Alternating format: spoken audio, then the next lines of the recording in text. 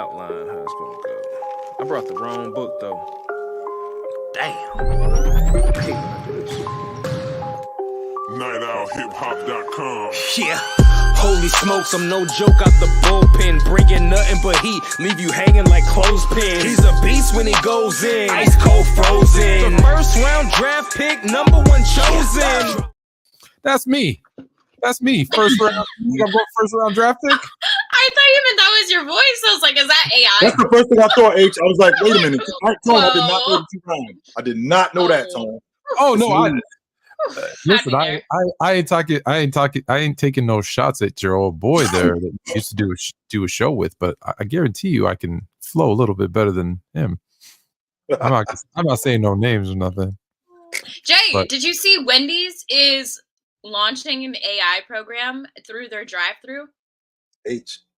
It's happening, Jay. They're coming for us all. It's too late. What the hell is AI? What AI Wendy's? What? So instead of having a person talk with you and take your order, it's gonna at the little door the little window when you drive by, it's gonna be an AI taking your order. Mm-hmm. Really? So when you roll up to this, I want to make sure I'm understanding you, H. When you roll up to the spot, instead of me hearing, "Hello, welcome to Wendy's," it's gonna be somebody AI. It's not somebody. I'm sorry. It's gonna be AI. It's not a person. It's AI. No. It's AI. It's AI taking my order. Yes, but you'll still get handed the bag for now. Give it a year. For now, right now, like it's over. Society. Let me tell you something. Let me tell you something right now. If it's AI, I bet you my order gets screwed up less often. No way, Tone. I have to agree with that. And I bet you that the McDonald's ice cream machine works more often. For now, but then when it starts getting an attitude, because it can't work less often. It's always broke. True. So H, we got AI at Wendy's. Okay, now we building chicks. That's what we're doing. We also we're building like so you don't just have like fake boobs and the BBL. No, I'm actually building an actual chick. And it's perfect. The face, exactly right, how you want it. Build a chick. Yeah. Hey, yeah. Did you see they're having the first AI beauty pageant? What are we doing, H? This is not happening. You can't tell me that this is happening, H. This is not. I don't know, man. No way. There's an AI beauty pageant coming. Where? What do you mean an AI beauty pageant, Tone? What does that even mean? What does that even mean, Tone? Oh, what does that even mean? Everyone's gonna build their own, as you call them, chick, and they are gonna do their swimsuit ish, answer their questions, do whatever, and there's gonna be judges, and they're gonna judge who wins. I think Donald Trump for sure is gonna be involved. He used to be Mr. Universe. I don't want nothing to do with this, H. Why? I don't want nothing to do with this. What's happening right now? I'm not in the mix. Hold on. I gotta tell you so. I gotta tell you so. This is why I love AI.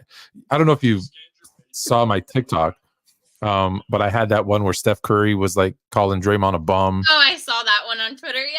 Did you see it? Because if you don't know any better, if you don't know any better, and you see that, you would really think that was Steph. The amount of people who are like, why would Steph do that? Oh my goodness! And this is why I love it. I just want you to check out how many views I got on it. Can you see that? It looks like a million. Oh, 1.1 million. 1.1 million. I love it. Yeah, no, I'm telling you, like this thing, and that's in 6 months. That's when we kind of first started seeing them pop up, and there was maybe 3 times where that you could tell, like even his mannerisms. Like I watch every Steph, like I know Steph's mannerisms, and like the pauses, it replicates all of that. It's terrifying. I love it. How do you do that? Brought to you by Skynet. If you guys could live, like if you had a choice, there was a drug or a implant or a chip or something, like a Neuralink, whatever. If you could live longer or live forever, would you do it? No. What if everyone you know starts living longer than you? No, your because kids, your wife, everybody. They're gonna. I got the body of a 90-year-old. Check this out. First rounds up, but then the thing is about living longer. Here's the problem. Everybody, everybody wants the fountain of youth and to live forever. And no, you don't. You really don't, because the reality is then you won't appreciate, because life is short, and that's kind of the beauty of it, is that you gotta enjoy it. So no, like just listen. I'm gonna go way off here. I love vampire movies. Like since I was a kid, right? Nefertari and Twilight guy. Dracula, not that. Vlad the Impaler, like real vampires. Yeah. Really was into that stuff. And the one thing that I noticed that's the theme, now maybe it's because human beings wrote it, but the underlying theme in all of them, what happens after a while? They're miserable. They are miserable. Right. I'm 148 years old. No. Do you ever see a happy vampire? I'm 4,000 years old. I'm so happy. No, they hate this. Dracula. Or what is that book called? I guess it is called Dracula. Bram Stoker's probably, right? I remember reading it. Dracula. Yeah, there's so many. Nefertatu, Dracula. Vlad the Impaler is actually my favorite one, where it's like it goes back and he's kind of like the first vamp. It's kind of cool. I like that stuff. Interview with a Vampire.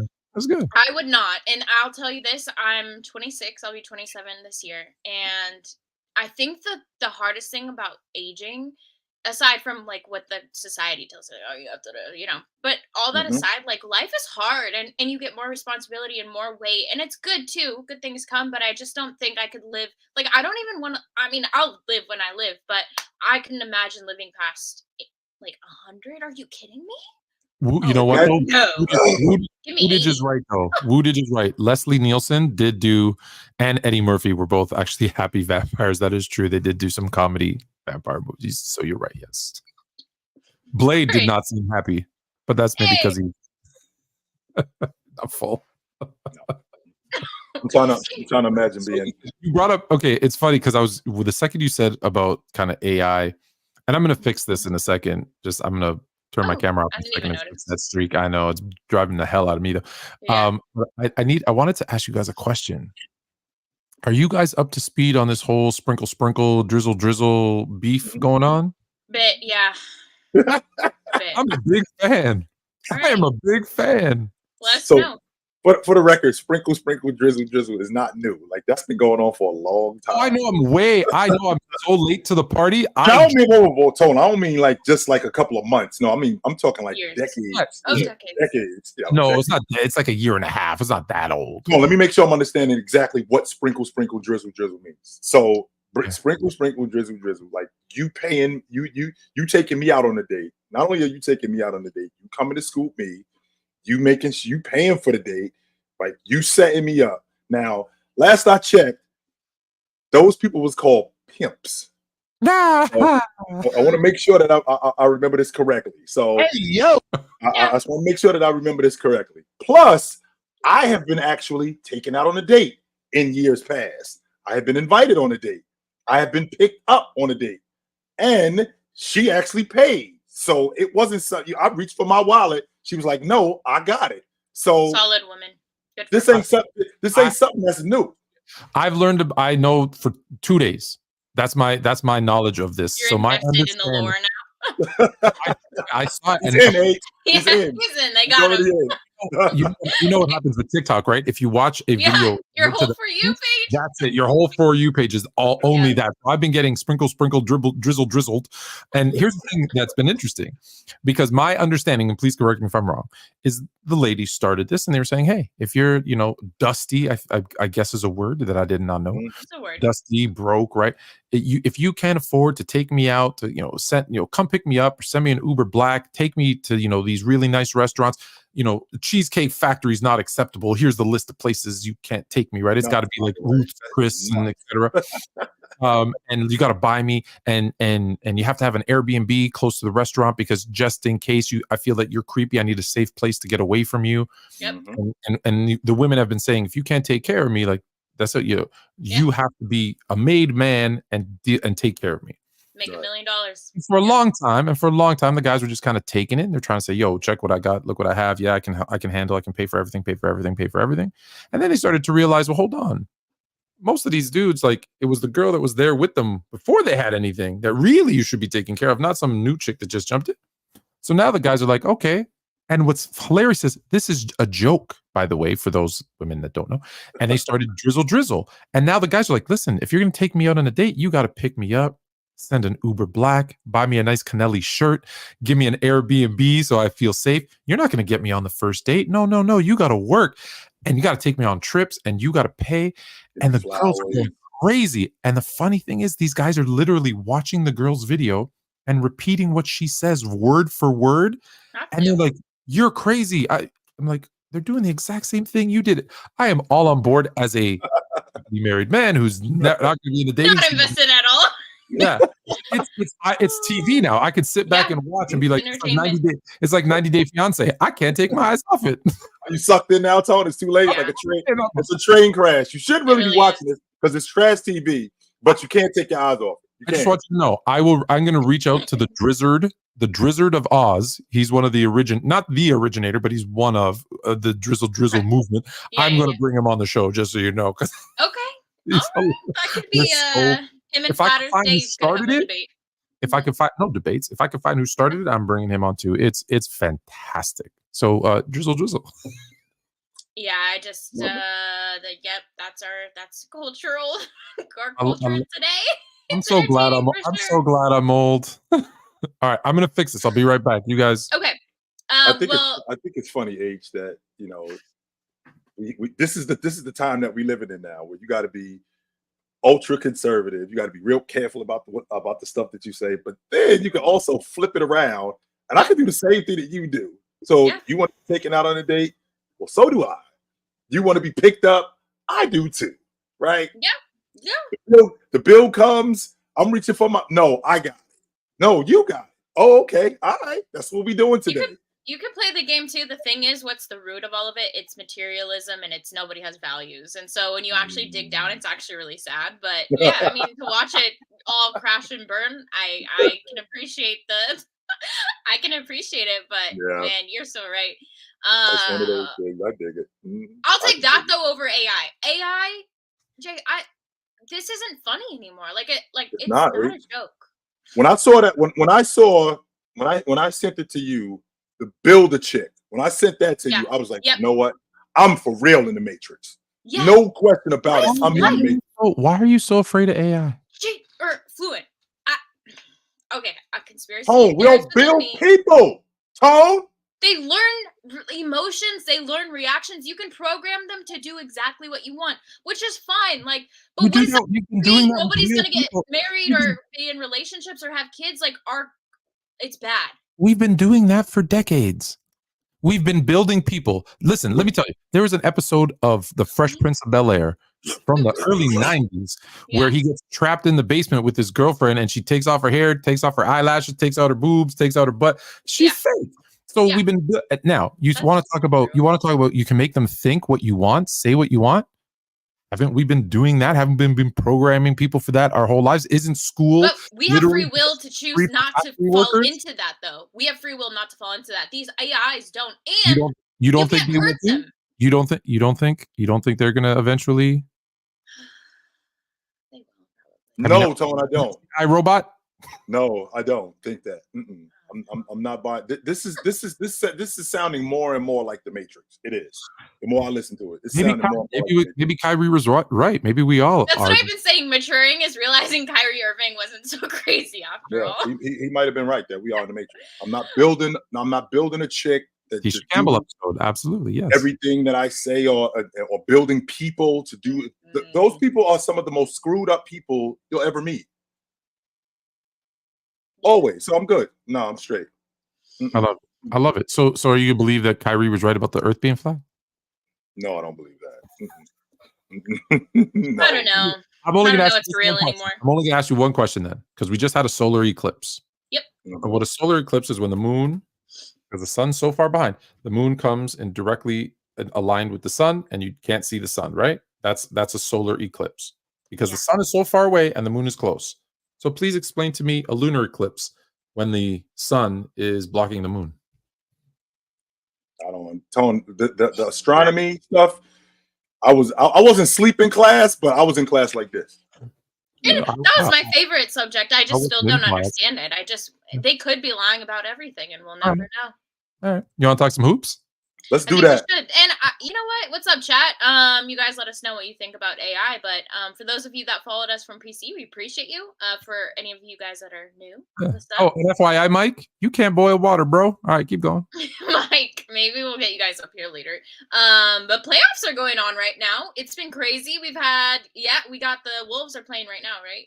Yes, they are. So, yeah, we want to get into obviously all that's gone on. We've had some crazy moments. Yesterday was wild, the ending of a few of those games.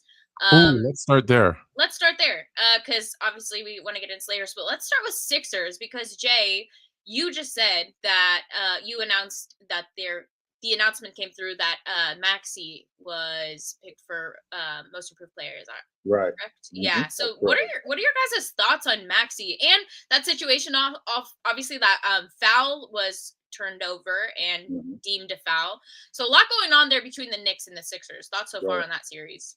Right. So one, in the last 10 years, the most improved player, his scoring average has gone up 5 points a game. And with the exception of CJ McCollum, the most improved player has either been an all-star or an all-pro. So with Maxey, it's not, I do understand it.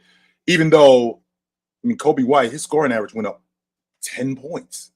So I was actually surprised that he didn't win. And winning doesn't matter as much because when you're talking about the most improved player, we're talking about the most improved individual player. And if you look at the season that a lot of these guys have had, a lot of them haven't really been on good teams. I mean, they've been on teams that have won, but not all of them. So with Maxey, the fact that he played with Joel Embiid, I mean, his scoring average went up, I think, almost 6 points. He made the All-Star team this year. So I think it's deserved. I thought it was either going to be Maxey or Kobe White. I heard that Sengun was in it, but I thought it was going to be either Maxey or Kobe White. So I'm cool with it. Yep. I'm not. And I'll tell you why. One, it should have been Kobe White.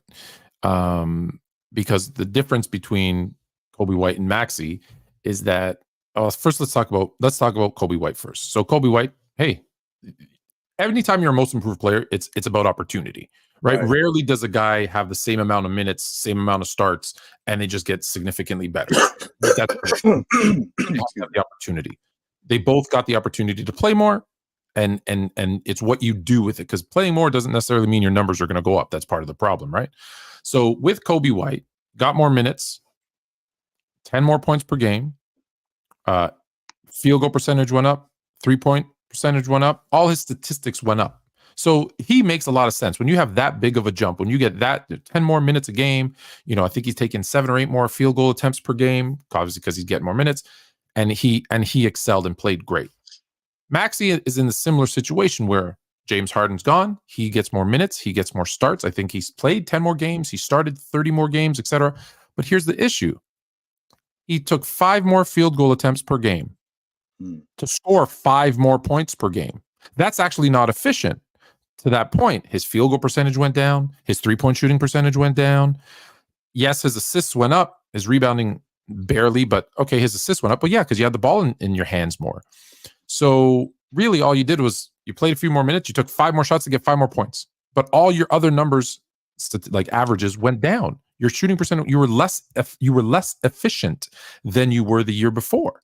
Whereas and look, in any other year, I'd say, cool, he still deserves to win it. But now you have another guy who did barely exactly the same thing, except he did it with more minutes, more efficiently, and the jump in what he did was bigger. Right. Max is not a bad choice. He's a great player. He didn't do anything that I didn't expect, though. And maybe that's part of the problem. I expected, like you did. We both really were high on Maxey. And giving him more minutes and putting the ball in his hands, he did what we expected. Right. Now, that shouldn't, but Kobe just did it more. And like I said, because he did it more efficiently, that's why I would give him the nod. Maxey, I'm trying to make a case against Maxey. He's a good pick. I just think Kobe White better in terms of that specific thing. Well, that's what the logic of the MIP is. It's the most improved. It's not a guy who improved more than this other guy. Who improved the most this season of all the guys? Kobe White, for sure.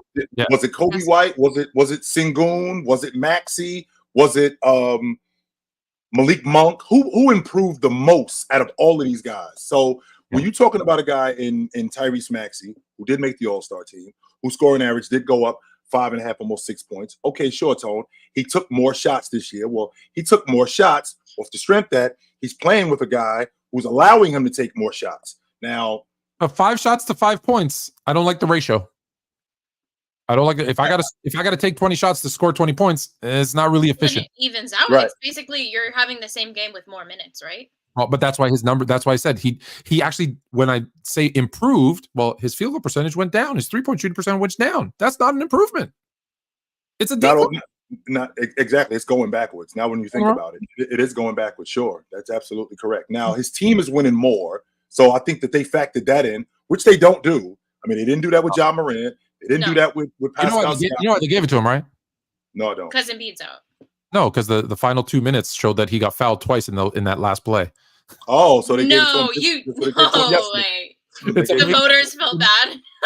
He was second, but we're gonna bump him up to first.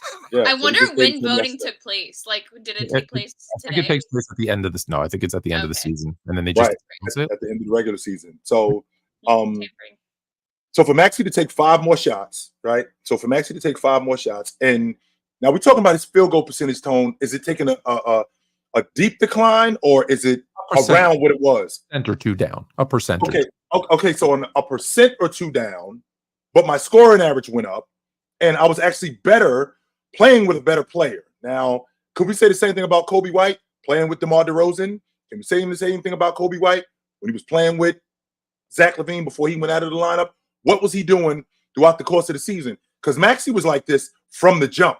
It wasn't like Maxey kind of turned it on in the middle of the season and then he started to taper. He started to get even better. No, right from day one, Maxey was that guy. So I think that has a lot to do with it too. So here, let me give it to you. So his field goal percentage on 5 more shots went down 3%. His 3-point shooting went down on 2 more threes a game, 6%. Whereas in comparison, and it is a comparison because these are the top 2 guys. I think most people would agree these were the top. Kobe White took 7 more field goal attempts, and his percentage went up by small 0.5%, but it went up. His 3-point shooting, he shot 2.5 more threes, and his 3-point percentage went up. So when we're talking about improved, I'm just saying because I think it was a close vote, and like I said, I don't think you can make a wrong choice here. But if I'm a voter and I'm gonna say, okay, here's the 2-3 guys that I'm looking at, then I do look at them kind of head to head, and I say, wow, this guy's on a worse team. I get it, but he's the one we're talking about individual awards. He improved the most, and you're right. Now, if it was something that we also give it to teams that are winning, right? Then of course that's what it sounds like. That's what it sounds like to me. That's not what we've done in the past. That's not what we've done in the past. It's a regular season award, and shouldn't these awards be to highlight? I mean, it shouldn't have to be. Whoever's the best deserves it, but shouldn't it be highlighting some of the guys that aren't going to be on winning teams? Like, this is an opportunity for those guys who know we're not going anywhere this season. Let me work my ass off so I can at least attempt to win something for my own resume. Not that this factors in, and I don't think it does, but if I were to tell you, all right, in Philadelphia, I'm going to get rid of James Harden. I'm going to give the ball to Tyrese Maxey, and he's going to have Embiid for the majority of the season healthy. Yeah. I'm going to give you Kobe White, and nothing is going to change in Chicago. I'm just going to give him more time. Well, you're going to say, well, Maxey's going to for sure have the opportunity because the attention's still going to be on Embiid. In Chicago, the attention on whoever's having a hot night. Now, wait a minute, though, Tony. You're comparing DeMar DeRozan to Embiid. Well, that's what I'm saying. Because can't. I'm not doing that. No, I'm not doing that. But what I am going to say is it might look better. And maybe that's what they were going with. The fact that now, because when you run the numbers down, okay, I took 2 more threes and my percentage went down. Okay, we can factor that in that I might have been taking shots that end of the shot clock, stuff like that. I'll watch it that. I mean, this is the kind of stuff that I'm thinking about. But then I also think about how Maxey gets downhill, how Maxey is scoring 50, and how Maxey is scoring 45, and Embiid's out of the lineup, and it takes 51 in order for them to win, stuff like that. But then I also see Kobe White score 42, and Embiid's out of the lineup and steps up. In a playing game. So, I mean, the criteria for most improved, it really sounds like it should be something simple. Something simple as who improved the most on the defensive end, on the offensive end, who improved scoring, who improved as a distributor, who improved the most out of all of these guys. And I thought it was Maxey, I didn't realize that the percentage was that much of a difference, particularly with the long ball. I'd like to think that matters.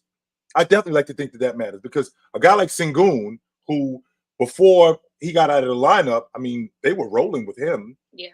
And the idea, H, that you mentioned, shouldn't it go to a guy who's not on the winning team? Well, we can't do that, H, because I don't want to penalize a guy who one of the main reasons why we winning is because I've improved. I don't want to do that. No, I agree with you. I just think it shouldn't be if we turn into where the voters begin voting in guys that are on a playoff team. I mean, what are these guys that are on like Washington? What do they have to play for? I mean, you're getting paid, obviously, but they're basketball players. They're competitors at the highest level. So having the opportunity to win some individual awards, I think should. I don't know. It just seemed. I'm not saying Maxey didn't deserve it. I'm a huge Maxey fan. But yeah. But Fluent's argument for White is super solid. Okay, all right. Another Corey's rolling with the Fluent take. I like it. I mean, both made great takes. You got to listen to Hoop Social, who has a great show here, by the way. I think I've seen Hoop. I think I know Hoop. Yeah, you should know Hoop. Yeah, I think I know him on TikTok. And here on the Chill Town Hoops Network, you're cutting me off. I'm trying to do a promo. Sorry. Go for it.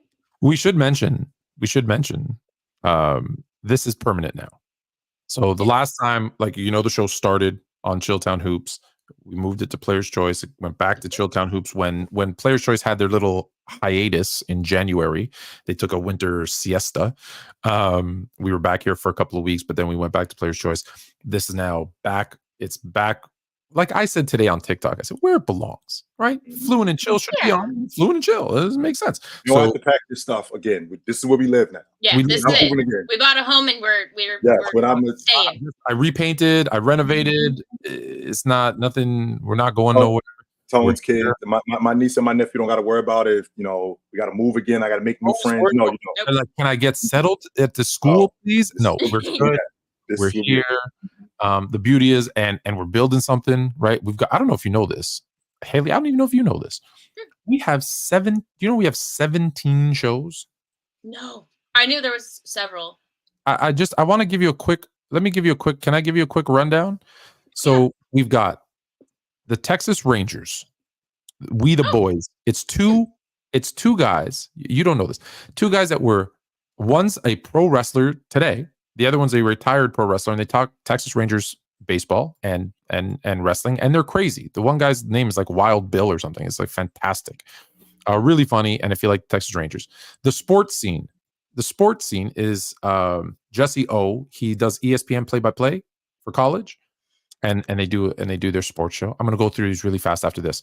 Then we got a Spanish show. It's 1 hour of all sports.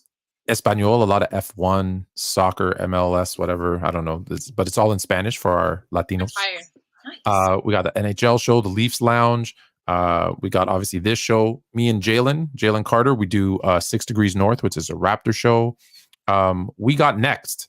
Did you watch it all yesterday? We got Next. Some of it. I know you watched some of it. So We Got Next is Paul McKeskey, who used to play for the Bucks and the Pistons. Oh yeah. And he's got a sports writer with him, Ricky Hampton. They interviewed Sidney freaking Moncrief last night. Yes, they did. They just got him on randomly. No, they played together on the Bucks. But I mean, it was kind of last that you didn't know it was going to happen. He told me, hey, on Monday we're gonna bring our friend Sidney Moncrief out. They've had like James Worthy on. They've had Michael Cooper on. Like they got crazy like cool guests every night at 10 o'clock. The Hoopstorians tonight after this show. Don't even go nowhere. Xavier McDaniel, the X-Man, is gonna be live. Hanging out you're coming too, right? We're gonna go. I am coming up to the X-Men. Yes, I am. Yeah, they had Bob McAdoo on a couple of weeks ago. Like just crazy. So we've got, and there's more. You can check it out. But we had Shaq on here, y'all. Come on, what y'all waiting for? Yeah. We had the Diesel on here. I mean, this I don't know how much more quality you want. I don't know how much more quality you want. I'm not taking a shot at any other network, but that some of us still work for. I'm just going to say this. The choice of players, NBA players, is here. Just saying. Yeah. And we're going to do a lot of work to get some people up here for you guys because I know. The choice of players.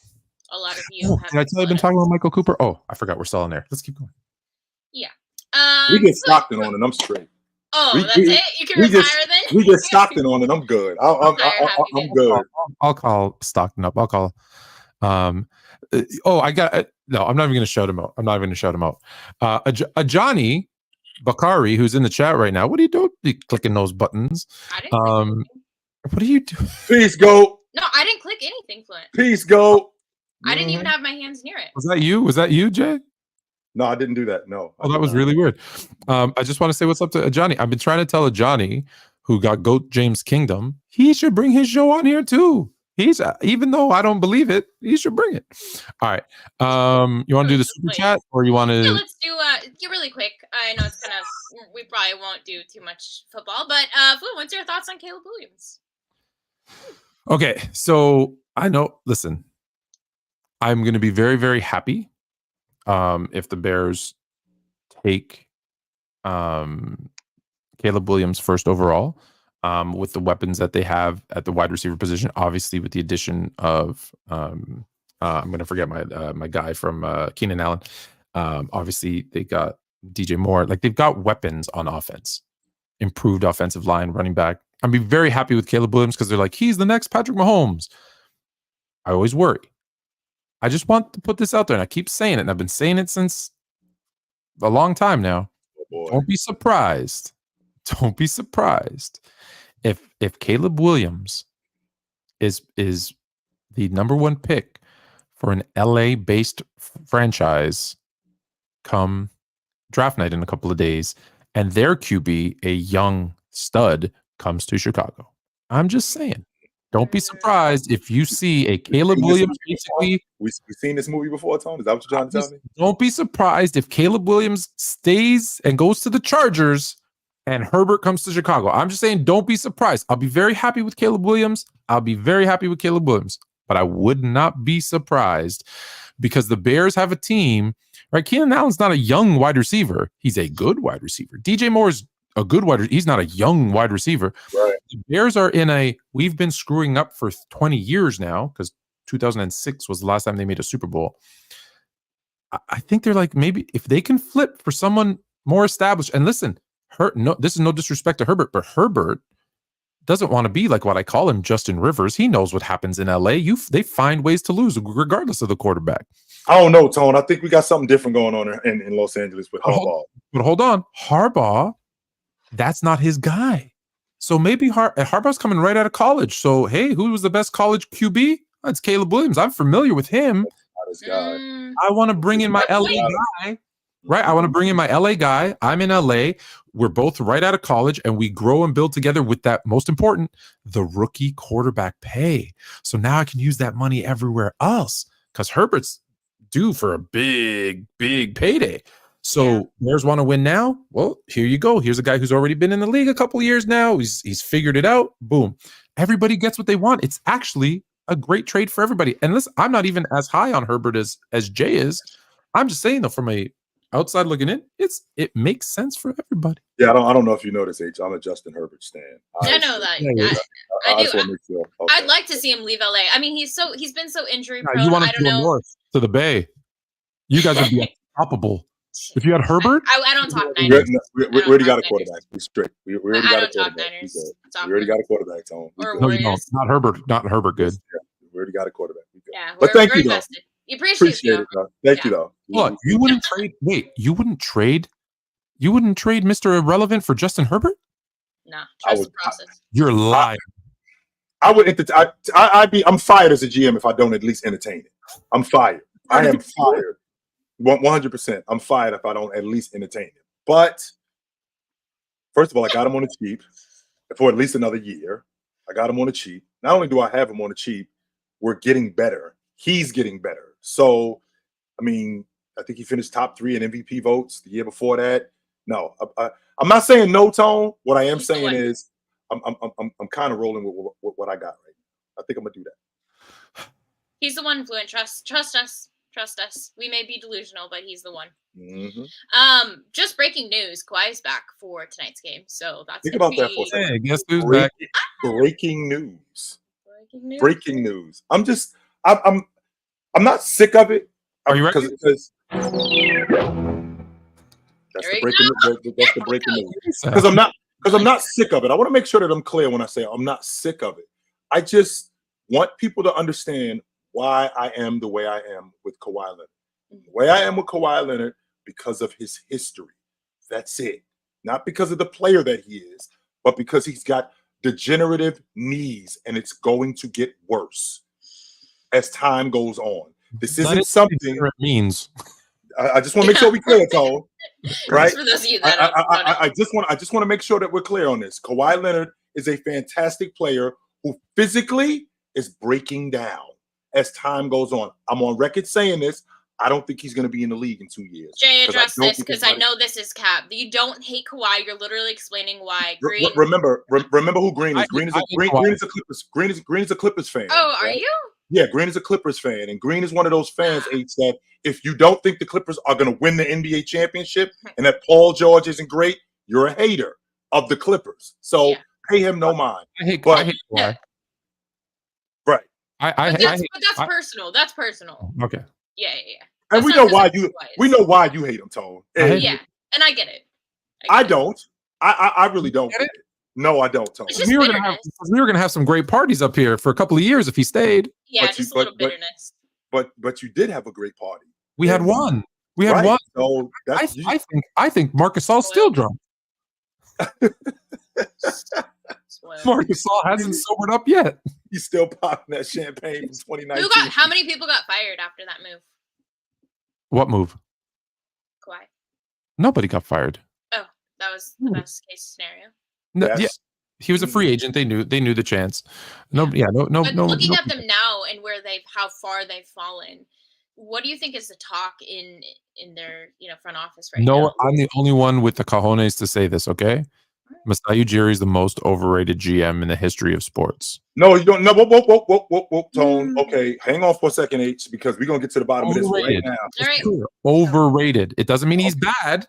Okay, because that's not what I heard before, Tone. I heard he was the worst GM. That's what I heard before. He's the most overrated. No, I said overrated. Overrated. Okay, so now he's overrated. And define overrated, Tone. Like, what are we rating? Where are we rating? Where are we rating the jury? When I say overrated, it always means where the majority of people say he is versus where he really is. So when you look at Masai Ujiri's track record, okay, he made one really good move. One, he traded for Kawhi Leonard, and it worked out. It could have failed miserably, but it worked out. But what did that turn into, though? It's into one championship. Hold on. But because of that, there's a whole movement in Toronto. Trust in Masai. He's the greatest GM ever. Don't worry, he'll take care of us. But you know what the league says? We're not doing deals with him because he's a jerk, because he thinks too highly of himself, because he's always trying to get something for nothing, because. And if you look at his drafts, not good. They're not. When you look at his trades, they're not good. Like when you look at when he goes to make a, look how smart I am move, right? He drafts a guy like Bruno Coloco. Who? Oh boy. Right? With a top 10 pick. Right. Because he just thinks he's smarter than everyone. You know why he released that tape of them in the back room saying, we really want Giannis, It's because Giannis, notice it didn't come until after Giannis became great. You didn't see it the first year or second year. Giannis becomes great. Oh yeah, release that. Oh, look how smart he is. He knew Giannis was going to be great. Well, if he knew Giannis was going to be great, guess what? He could have made a deal. For the 13th pick, you could have made a deal. You wanted to steal the 13th pick, and then you released it. So it's a lot of, when I say overrated, people consider him the greatest GM ever. He's not. No, we ain't doing that. No, we're not going that far, right? I don't think any other GM is more overrated than him. That's why I say he's overrated. He could still be 10, 12, 14. How long has he been there, Tone? This time he's probably been here for what, 10, 12 years or so. So when the 23-24 season, so maybe 12-13 is when you got him? I'd have to look when he came back from Denver, but probably. Okay. So he's responsible for trading for Kyle Lowry. No. See, that's the thing. So Kyle Lowry was already there. Kyle Lowry, DeMar DeRozan, and Rudy Gay. Okay. Okay. Here's why I say he's accidentally great. Right. So Kyle Lowry is here, DeMar DeRozan is here, Rudy Gay is here. He decides, I'm going to blow it up and start over. And it's public. He's going to trade. Everybody thought they were gone. Like Kyle Lowry will tell you, my bags were packed. So he was going to trade Kyle Lowry, DeMar DeRozan, and Rudy Gay. What happens is the first move that he makes, the first domino, kind of like this year when he traded OG and Pascal, like that was always the plan, right? So he trades away Rudy Gay to San Antonio. San Antonio gives him a bag, like 3-4 players back. Right. Well, what happens when they remove Rudy Gay, who couldn't see? I don't know if you know this. He had to have like LASIK surgery. Like his eyes were horrible, and he was shooting his worst shooting season of his career was when he was here in Toronto. It was because he couldn't see. He was like, do you ever see that movie Major League where Charlie pitcher wild thing and they make him wear glasses? Now all of a sudden he can throw strikes. Okay, that was Rudy Gay. Right. So they trade him away. All of a sudden, DeMar DeRozan and Kyle Lowry step up and they start winning. And so he wants to trade them, but they're winning. I can't trade them. I'll wait. Well, what happens? They win and win and win and win and win. They're the first in the East. They lose to LeBron. Well, it was LeBron. They have another 50 whatever win season. Oh, wow, this is great. They lose to LeBron. Okay, well, what are you going to do? We're going to lose to LeBron, right? Again, they're winning, winning, winning. So then he falls into this situation where, oh, LeBron leaves. I trade DeMar for Kawhi. Boom. The boogeyman's gone. We win a chip. So everyone thinks he's this phenomenal superstar, blah, blah. No, dude, it was accidental. It was literally accidental. He traded away Rudy Gay and they started winning. And he said, oh, I'm going to stop my plan. So if you want to give him credit for not trading the guys away when they were winning, okay. But it wasn't like that was his plan. It wasn't addition by subtraction. It was accidental success. Let's not overrate Mr. Masai Ujiri. Let's chill out on that. He's a good GM, but like when you're talking about Danny Ainge, when you're talking about Jerry Krause, he's talking about Jerry West, we're talking about guys like that level. Nah. So we ain't talking about. So he ain't that good. No. Okay. All right. All right, Jay.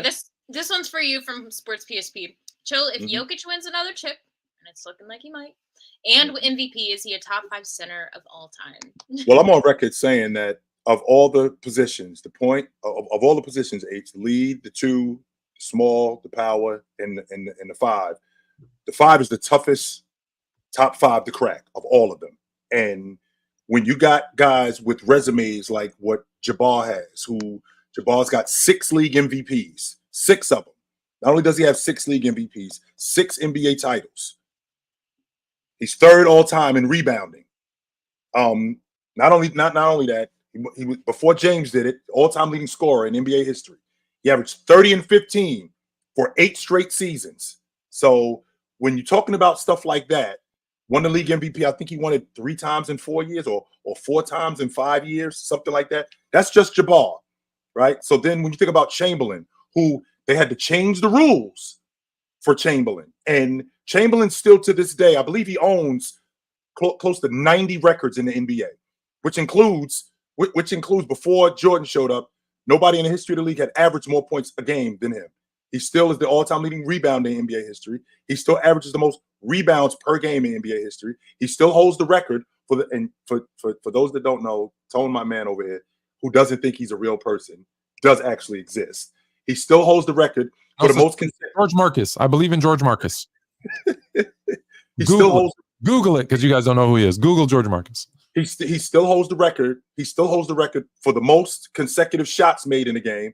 And H, not only does he hold the record for the most shots made in a game, he actually broke that record and made the most shots in the game. So he broke his own record. Right. So we're also talking about a guy. Record for the most lies in a career. Because think about it. What is that 100-point game? How does that average across the rest of his games? Flint doesn't even believe in that. So all the records are meaningless to him. Right. All of that stuff. According to Tone. I'm trying to be serious, Tone. You focus. Thank you. You can't answer the truth. I'm trying to be serious, man. So they're the only team in the 60s that beat the Celtics. No other team in the 60s beat the Celtics.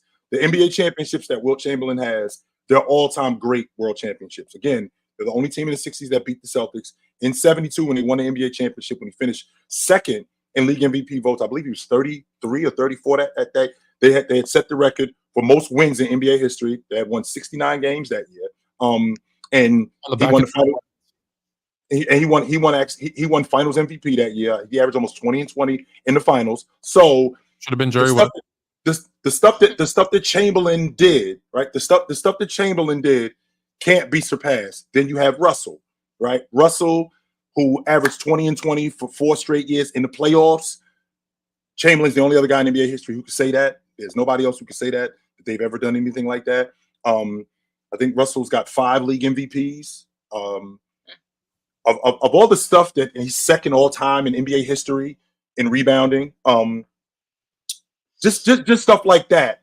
But just for those 3. And then you have guys like Olajuwon, who, when he was at his peak, he broke the record for the most points in a postseason when they won the NBA championship in '94, where he won the league MVP, won the NBA championship, won the finals MVP, and won Defensive Player of the Year that year. And then the next year, he followed that up with breaking the record that he just set for the most points in NBA history in the playoffs. So, and winning back-to-back NBA championships. I think he's the best defensive player in NBA history. And then you have Shaq, who I can make the argument that Shaq's 1999-2000 season might have been the greatest individual offensive season in NBA history. With the exception of what Chamberlain did, it could very well be one of the greatest seasons ever. He led the league in scoring. He won the league MVP, should have won it unanimous. He finished second that year in Defensive Player of the Year. He was the Finals MVP in back-to-back seasons, went to the NBA championship 5 times in 7 years. I think the 5 spot is the most difficult to crack. I think we're going to have a different conversation about Joker if they do win the NBA championship. I don't think they're going to win it, but if they do win it, I think we're going to have a different conversation about him off the strength that winning the NBA championship twice in back-to-back seasons and winning the league MVP 3 times in 4 years is an accomplishment. But with that being said, I think the Joker, I think he's got a lot of work to do. I mean, Shaq is a member of the 25,000 point, 10,000 rebound club. Joker is not close to that. Chamberlain is a member of the 30,000 point, 15,000 rebound club, 20,000 rebound club. Joker is not close to that. So I'm good. I don't think it's so much a championship, although championships are going to weigh in. But I think if he continues to play at this level for a few more years, we're going to start to have the conversation, because I think guys like Kareem, Shaq, Olajuwon, I think those guys are locks. Wilt and Russell, on the other hand, right? The more the years go on, the more the luster starts to or the shine starts to wear off on those guys, right? Because it's like, well, it was just, incorrectly, it was just the 2 of them. It was the 60s. There was only 8 teams. Russell had to win 1 round to get to the finals. And they're going to start comparing skill sets. And when you're looking at skill sets, it's really tough to compare, because the only thing that Jokic doesn't do that Wilt and Russell did, and more, this is more Russell than Wilt, all jokes aside with Wilt, is defense. But when you look at his offensive game is light years ahead of Russell's offensive game. So although Russell's and what do we value more, offense or defense? We value offense, right? As much as we say defense wins championships, I always joke around and I say, yeah, but the team that scores the most points wins 100% of the games. We still do value offense more. We still value scoring more. What's up, homie? So the thing is with Jokic, if he keeps playing at this level. Oh, sorry, Toba. I just love how he just be rolling up on the scene. Like we're in the middle of something, and he just roll up on the scene like, what up? You guys are I just love how he just be rolling up on the scene like, what up? It's his house. I'm just renting a spot. For real. I just love how he just be rolling up on the scene like, what up? What up, yo? Anyway, so yeah, he's out. You was talking about Oh, ask you a question? Okay, come here. I'll ask you a quick question then. I'm explaining why my ask him if Wilt was real. No, he knows that Wilt wasn't real. Here's the question. If Nikola Jokic wins another NBA championship and finals MVP this year, will he be a top 5 center? Like currently or all time? All time. Of course, currently he is, but no, why not? There's a lot of guys. Like who? Like who do you have ahead of him? I have Shaq, Hakeem, Bill Russell, Wilt Chamberlain, and Kareem. That's a good list. That's a good list. Yeah. Fluent June. Now you're more fluent. You're absolutely right, though, Fluent, because we know how unfortunately legacies tarnish over time. In the 60s, we already see that coming up all the time, and so. Yeah, I think it's a conversation to say he's top 5 at this point in his career at 29. I think no. absolutely not. But what people are going to say is they're going to say, look, Russell, for his career, granted he averaged 20 and 20 at his peak, but for his career averaged, 15 points a game. He shot 40% from the field. And yes, elite defender, right? We're always going to talk about him as as the best defender leaders ever, right? But we're going to look at Jokic and say, well, he rebounds. He scores. He's a significantly better shooter. He is light years ahead as a playmaker. I think already he's probably the greatest playmaking big ever. So when you, ever. Chamberlain was good when he wanted to be or was forced to be, right? He led the league in assists. We all know that one season because, they gave him a hard time for being greedy, but Jokic is doing it consistently as a playmaker, not just as an assist guy. Like he's getting those hockey assists too. Right. And that's why I said, I'm not saying definitely, I'm saying he's in that conversation, right? So again, that's why I say if he plays a few more years doing this stuff, right? I think that's where it's going to happen is people are going to look at Bill and say, okay, his defense versus Jokic's offense. And you're going to be like, no, I weight the scoring and playmaking and shooting more than the defense. So he's going to slide in there. And it's a tough conversation because to your point, center, the 5 and the small forward, those two positions are loaded with talent. It is so hard to crack the top 5 in those two. Point guard, shooting guard, power forward, there's room. Those two positions are, and it's because for what are we at? Coming up almost 80 years of the NBA. Yeah. For 75 of those years, right? The center was the most important position. That's where they put all their attention, and it's coming back again. And the small forward was Mr. Utility.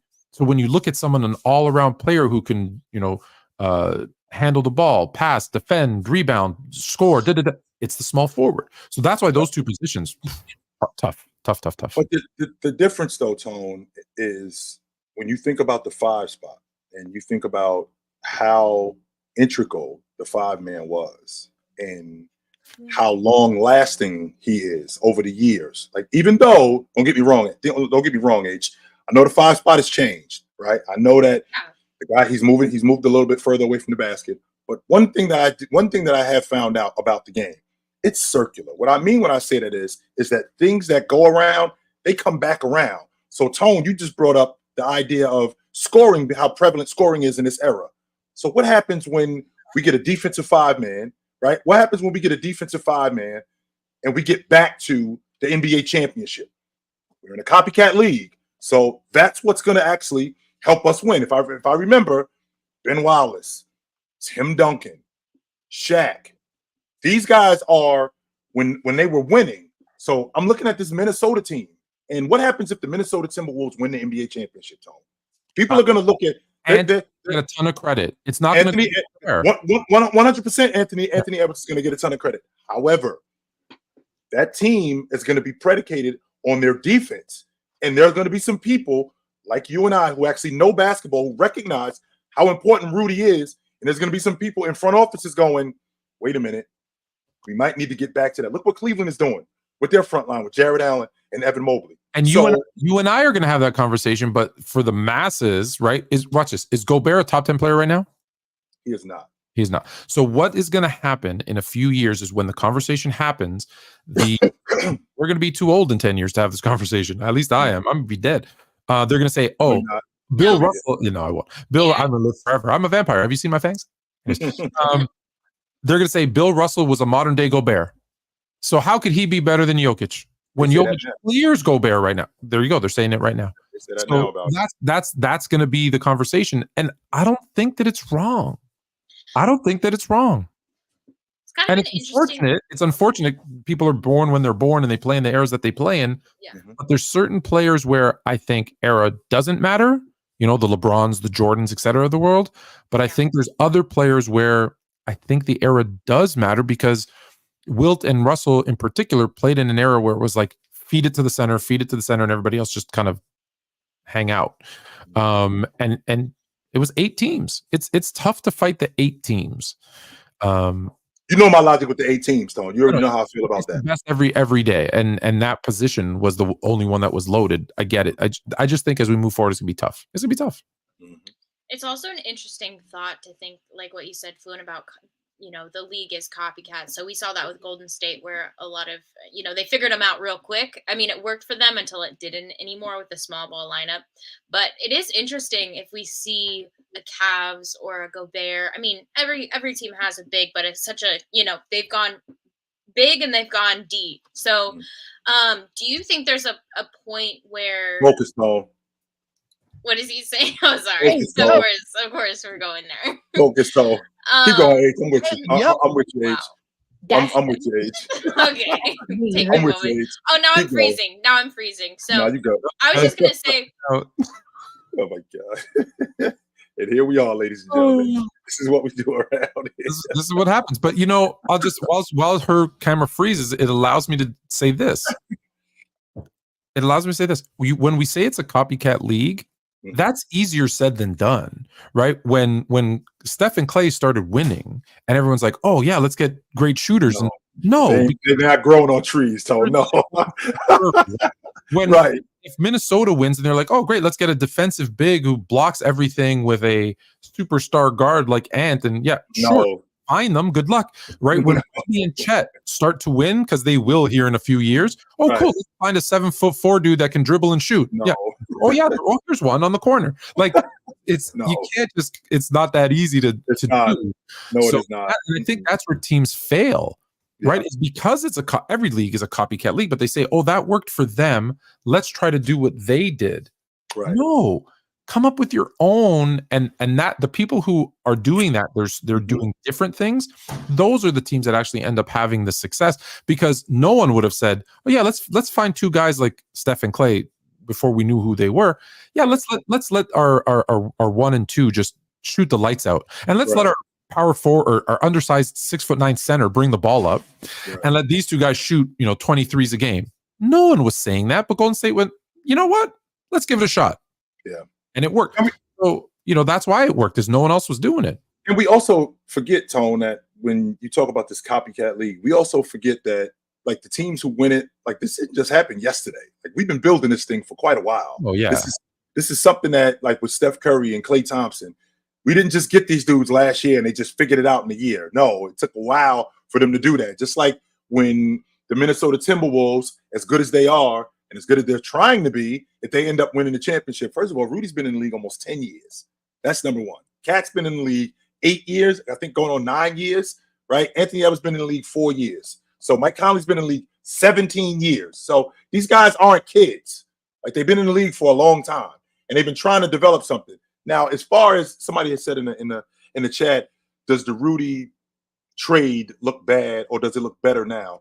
Well, you got to remember why they made the trade. First of all, they were a playoff team.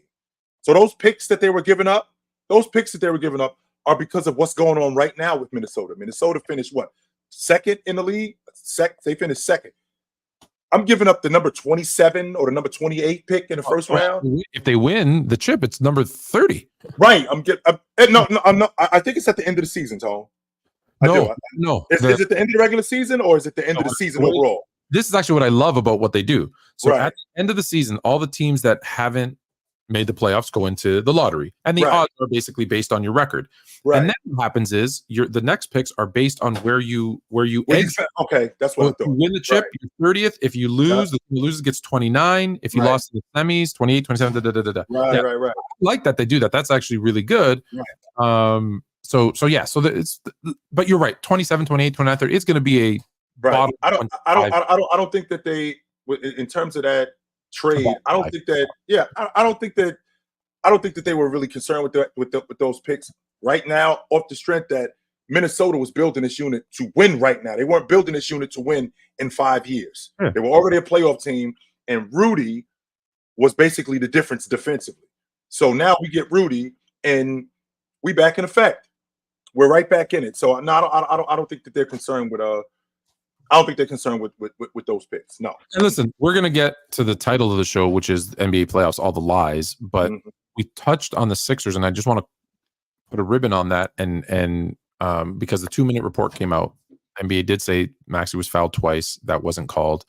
And if they had said that in the press conference, I would have said, Sixers fans, you're absolutely correct. But Nick Nurse, who I like, And all the Sixers fans went crazy about this play. And I want to kind of break it down a little bit for you.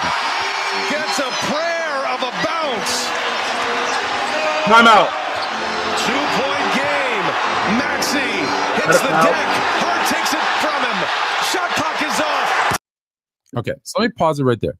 So everybody said, oh, Nick Nurse was calling a timeout. Nick Nurse was calling a timeout. They ignored him. Even Nick Nurse himself said that. So let's just zoom in real quick, okay? Vincenzo Nelson gets a prayer of a bounce. Timeout right there. Timeout. I don't know if you there's know. a timeout. No, there's not a timeout. Let me go back a bit for you and go slow. No. Look, he puts his hands like he's ready to do a timeout. He keeps his hand. Hold on. And then he right there. I think he does. He goes like this. He rubs his hands together, right? And then does this. Hold on. And then puts his hands like, no, I didn't say. No, he didn't call timeout. Nope. Right there. He hesitated.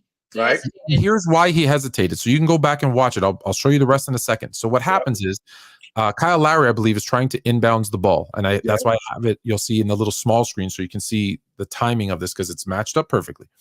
Okay. Kyle Lowry's running the baseline to throw it in. He's counting in his head as a good head coach should. 1, 2, 3. So he's ready to call. If it goes to 4 or 5, because they give you that extra second. If it goes to 5, then he's calling timeout because he doesn't want to get a 5-second violation. What he does there is he sees it gets inbounds, and then he goes like this. Nope, I didn't call it. Right. Okay. And then let me take the sound off or turn it down. Yeah, let me take the sound off. And then what happens is, and you'll see in the top screen, it gets inbounded. The ball gets loose. There's no possession. See right there? Now no one has possession. No one has the ball. Nope, and then he doesn't have the ball. Timeout. Well, your team doesn't have the ball at that point. You can't call timeout if you don't have the ball. You can't. So they weren't ignoring you. The refs were 100% and good on them because you know me, I'm always on the refs when they make a bad call, so I'm going to give them credit. They made the exact right call here. He was waiting for the 5-second violation. They got it inbounded. He said, nope, I didn't call it. Then he saw the ball was loose and they couldn't get it. And then he started, and then it's too late. And you can see it frame by frame. So I'm sorry, Sixers fans, you still got robbed, but it's because the 2 fouls on Maxey didn't get called. It's not because there was a timeout that didn't happen. So unless you're a Sixers fan, and you're right, and even if you are a Sixers fan, just watch it. That wasn't the case. I'm looking at it right here on Tone. I'm looking at it right here on video. He did not call timeout. He did not go timeout. Right. He did not do that. No, he didn't. And this is the one with Maxey on the ground. There's no way you're getting that timeout because Maxey does not have control of the basketball. He does not have possession of the ball, so there's no way that you're getting that timeout. You're not getting that. Now, as far as him getting fouled, as the lead official, because I'm the guy on the baseline, Tone. I'm the guy on the baseline when Kyle Lowry is running the baseline. Now, the guy at the free throw line, he's the C. That happens right in front of him. He's got to have a whistle on that. He can't miss that if that was a foul. Yeah. Because there's nothing else that he should be watching. Because the guy on the baseline, the guy at the lead, this is what I'm doing, Tone. 1, 2, 3. I'm not paying attention to Maxey and Hart and Brunson. No, that's not my action. No, I'm not. Them missing 2 fouls on Maxey. If you're a Sixers fan or an NBA fan, be pissed about that because they didn't miss 1, they missed 2. But 100% that timeout was correct. Take the timeout off. But and that's why there's a grievance with the league. It's because of the fouls. It wasn't because of the timeout. Because when they go back and look at it, I just showed you in slow motion and zoomed in. Did not call timeout. No, he didn't. No. And Green, you asked what the purpose. I think when all is said and done, obviously it's not going to change the outcome of the series, but it can be something. No, it will. It will. It will because they're going to get all the calls in the next game. That's right. You watch the next game. I guarantee you the Sixers go to the line at least twice as much as the Knicks. At least twice as many times. H, why you think James said yesterday that he doesn't understand replay? You think he said you think said that by the way, for a game that has nothing to do with his game. Well, right? Braun, of course, we all know he's going to get exactly what he wants. The Lakers are getting 30 more free throws. Watch what happens. Game 3. I've actually been pleasantly surprised how even it's been. I think Denver ended with more last night, and that's impressive to see that. But game 3, they're getting double. They're getting 40 to 10 or something. Plenty more free throws. Plenty. Speaking of James, let's talk about this. Since we on that subject, we're here. Look, I have this playoffs for me has NBA been playoff lies. It's been interesting. So I'm enjoying stress free. But it does feel good to see this LA team getting beat up because that's what Lakers don't even belong in the postseason. No, they do. No, here's the problem. Here's the problem, H. The problem. It's not that I don't belong in the postseason. It's just the dude who I'm in the ring with right now. I shouldn't be fighting him. That's the problem. Who would be an easy matchup? OKC, maybe. Yes, if they would have played Oklahoma City, you think it's a gentleman's sweep? They got a much better shot against. So you saw that. You saw against New Orleans how those kids were in the meat and potatoes of that game. Yeah, I think they fall apart against the Lakers. I do. I just don't think the Lakers are all that this season. I think they were better last season. The Lakers are built for the playoffs, and they're just not built for the Nuggets. It's a bad matchup. Who is honestly? Correct. So here's the thing, though. Here's the thing, though. They went against OKC. I think it's always tough when you're a young team in the playoffs for the first time, especially when you have high expectations, which they do because of their seeding MVP candidate in SGA. And then you get a guy like LeBron who, guys, like, say he's 100 years old all you want. Everyone who says he's 100 is just making up an excuse because the same people who say he's 100 say he's a top 10 player. Well, I don't care if you're 25, 35, 45, 95. If you're a top 10 player in the NBA, you're a top 10 player in the NBA. Period. It's just an excuse if he loses to say, well, it's because he's old. No, he's a top 10 player in the NBA. And who does he have next to him? Another top 10 player in the NBA, in Anthony Davis, a guy who should be considered, even though he's not, and he'll tell you, for Defensive Player of the Year. So you got two top 10 players, one who's the greatest, one of the greatest, if not the greatest players of all time, who's still top 10, best peak longevity we've ever seen, probably ever will see. And then you got Anthony Davis, who's a top 10 defender and offensive player, by the way. He's no slouch there either. No. They're built for and then a bunch of role players who know. LeBron's one. AD, that's where they're suffering, is those role players. I trust AD and Bron, even though Bron had a they know their role. They know their role. So but they're not performing that role this postseason. Because it's Denver. Listen to what I'm saying. That's why I say if it's OKC, that team on the other side is going to be intimidated. OKC's in their first playoffs playing against these two players. They're going to be intimidated, and that's where the Lakers have a chance. But that's why I'm saying, sure, OKC, sure, but you're not past that. Maybe the Pels Denver's not scared of them. No, I'm just saying this Laker team, sure, it always depends on your matchups, though. So Kings could be ready for the postseason, but I'm saying with what we have in the lineup we have this year, they unfortunately ended up playing Denver. They're done. It's going to be over in 5. Generously. Here's the thing, H. Against Denver, you're probably. And yes, Green. D'Lo hit 8. D'Lo was on fire yesterday, and they still lost. That was their big shooting night. Rui hasn't found himself. Where's Austin Reeves? Go ahead. To Denver's credit, Jamal Murray had a bad game. Yeah. He had a bad game, and they were smart. They were forcing him into bad threes, and he was missing them. He got smart and started shooting. This is why I tell you, kids, practice that mid-range, because there's going to be 3 nights where your three's not dropping. And look what Jamal did. Just took 2 steps in mid-range and killed them. He literally hit a mid-range jumper over AD to win the game. But you can't lead by 20. You can't go into the fourth quarter up by 10 and lose. You can't. Well, and LeBron did. Sorry, I'm going to give LeBron some credit. So LeBron did everything he could. Right, those back-to-back threes were crazy.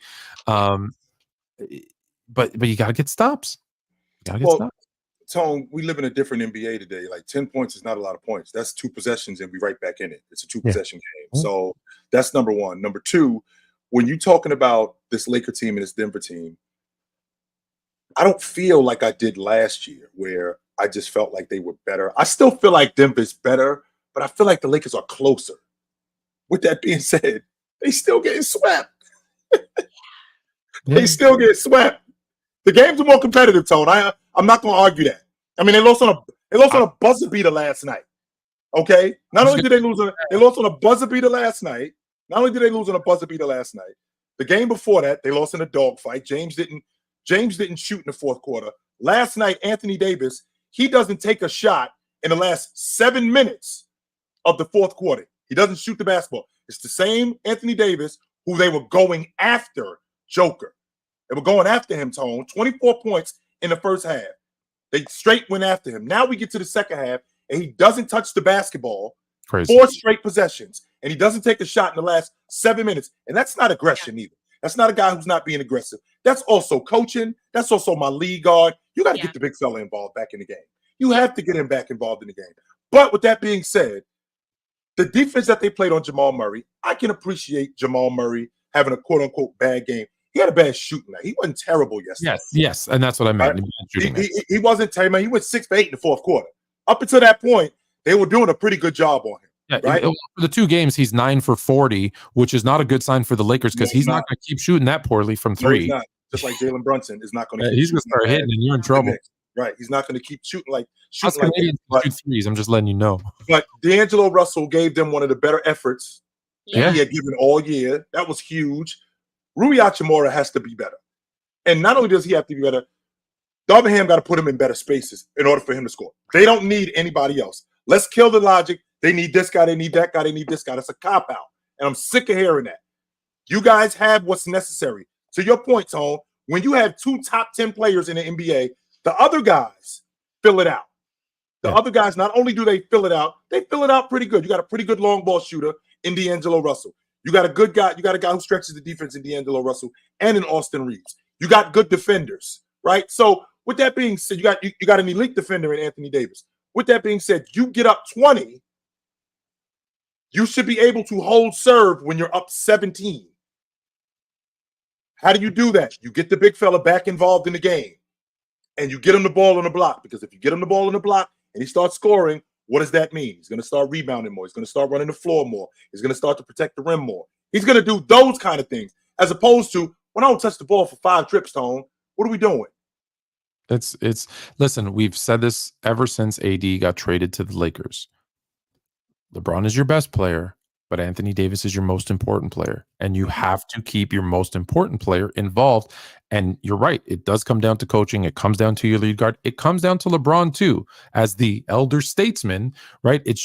There was a play this season that everybody applauded him for, me as well, where he passed the ball to D'Lo and he was open for 3 and he didn't take it, and D'Lo kicked it back to LeBron, and LeBron gave it right back to him, and he's like, fired it right back to him. He did the same thing in game 1 too. Tone, Joker was switched on to him and he gave the ball to James. James fired it right back to him. Go after him. Don't let him off the hook. And he shoots the 3 and he makes it.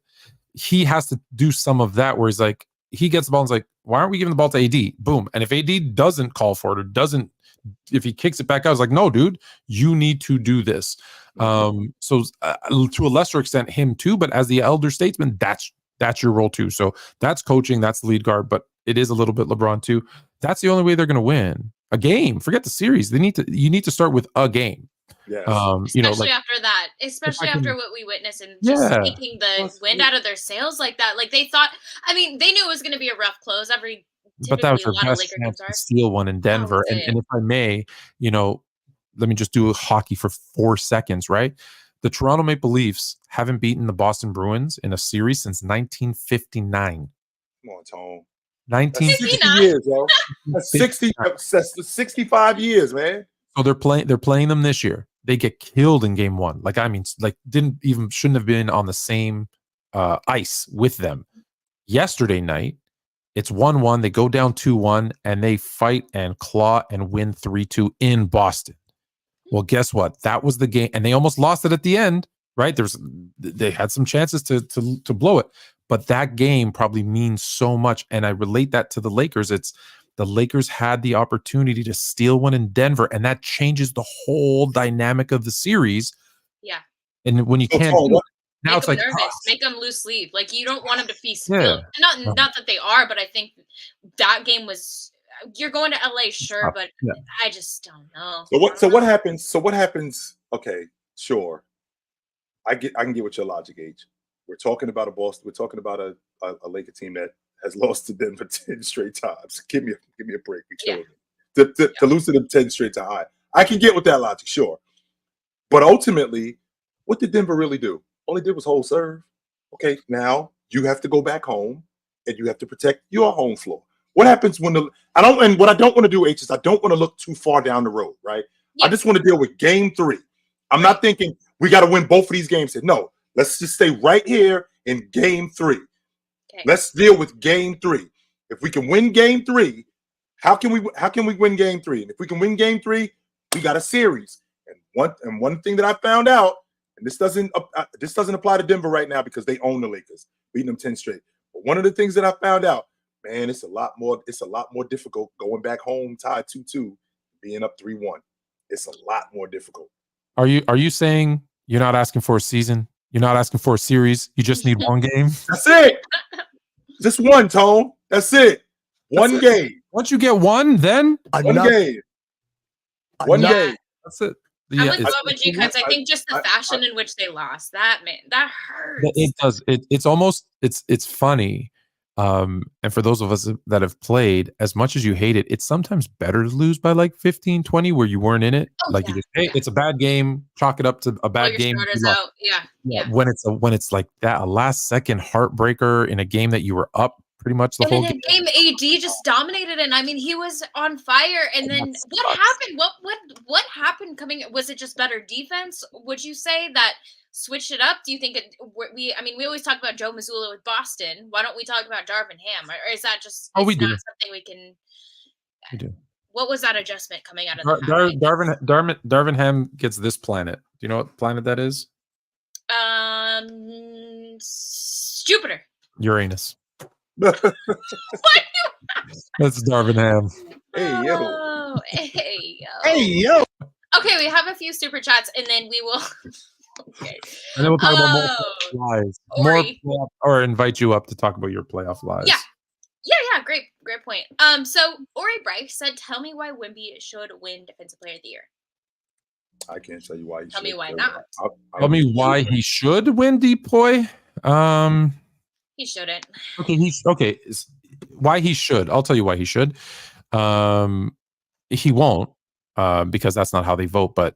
And I think we talked about this last week. But he should, because from a defensive standpoint, statistically, what he's done for his team with very limited help has been nothing short of phenomenal for a rookie. What is it, like 3.5 blocks, his rebounds, his presence, the way he changes. Like, let's not forget, he doesn't get any credit for how many people have to adjust, right, to him and change their shot. And anyone who knows, especially a jump shooter like me, when you go up and someone and you gotta, it changes all your mechanics. Like, he affects so much of the game being so long, his ability to recover. He gets beaten, he still blocks you. It's a pain in the ass, to be honest. So I think all of those things are why he should win. But you're not going to win with the 23rd ranked defense in the league, unfortunately. Nope. Mm-mm. And my question to you, Tone, and I asked this question to the fellas earlier today, is what Wemby doing, is it empty? Ooh, empty stats. Well, it has to be. He's a rookie on the Spurs. It could be. Sort of it have could to be. It's kind of like, someone's got. Well, no. See, the thing, it's different. Someone's got to score. Someone's got to take the shots. Defense is different because someone doesn't have to get a block. Someone doesn't have to rebound. Someone doesn't have to have effort and recover. So it shows the effort is on the defensive side, because I don't think he's necessarily very skilled defensively yet. I think he makes up for that with, like, he's not always in the right position, but because his arms are 10 feet long, he makes up for it. You know what I mean? So, but the effort is there. But you've seen it this year too. I don't know if you noticed. I don't know how much you watched Luka and Jokic this year. There's more. Look, they're still not good defenders, but there's way more effort than I saw last year. Way more effort. I agree with you. From Joker, sure. And Luka, no, I'm not giving you that, Tone. Luka, absolutely not. More than last year. Mm-mm. Don't forget. I'm not saying effort. I'm saying more than last year. Right. So you're the best looking at the ugly chicks. That's all. That's what you're trying to do. On a pig. Yep. Little by little, maybe. You just suck. You just suck less than you did last year. No, I'm not trying to. Right. But what I'm saying is, to your point, Wembanyama, because I've seen defenders. The point that I was making with that was, somebody on a bad team's got to lead the team in scoring. Somebody on a bad team's got to lead the team in rebounding. Yeah. Somebody's got to, and so forth and so on. Wemby, I think defensively, I think we're trying to turn him into something that he's not yet. He's becoming this. He's just not there yet. But he's not leading his team like in blocks. He's leading the league. Right. And so did Manute Bol. and I watched Hassan Whiteside, go 20-20 games, and it was the emptiest 20-20 games that I've seen.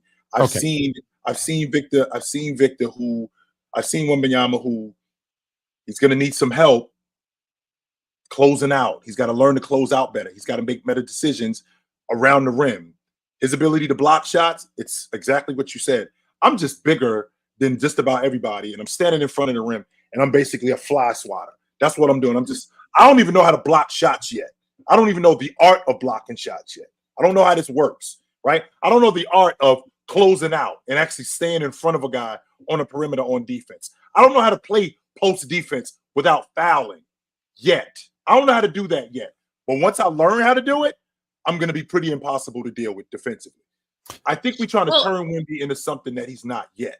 I think he's going to be that. And I know you hate this argument, but just quickly, the difference, like with a Manute Bull, is there was no expectations of him on the offensive end. Right. So here's a guy doing all this defensively, but he's also leading leading the team offensively too.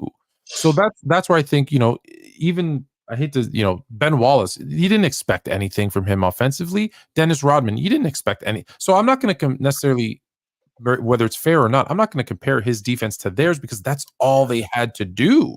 Whereas he's expected to do it on both ends because that team is garbage.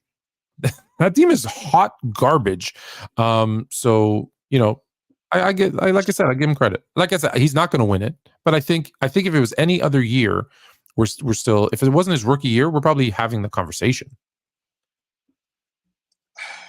I think that we're in a space where I think he's going to win Rookie of the Year. I just think that he's turning into something that we should let him turn into, and he's going to be fantastic. That's all. Do you think the NBA gives it to him, or the media, gives it to him to start the Wemby era? That'd be sick. Was there ever a rookie who won Defensive Player of the Year? There's one, right? No. Jay? Never? No. Wait, the Rookie of the Year was implemented in 82-83. That was the first year that the Rookie of the Year was, Defensive Player of the Year was implemented. No rookie has ever won it. Is there a legitimate case? Because who are the front runners for Deep Boy? Is it AD, Gobert? AD's out. Or AD's out. It's Gobert, Wemby, and the third one is Bam. So is there a case? Because I'm guessing it's going to be a Gobert again, who's already won it. How many? 3 times. So that's what you're going to case. You're going to put Gobert in a really elite category. 4 Defensive Player of the Years in 7 years. Not a 4-time. That puts him with what? Wallace and who else? Who else won 4? Dikembe? No, Ben Wallace. That's it. Ben Wallace? Mm-hmm. Ben Wallace. But maybe that's just about the I think Dikembe won 4 too. I'm not sure, Tone. Wait a minute. I think Dikembe won 4 too.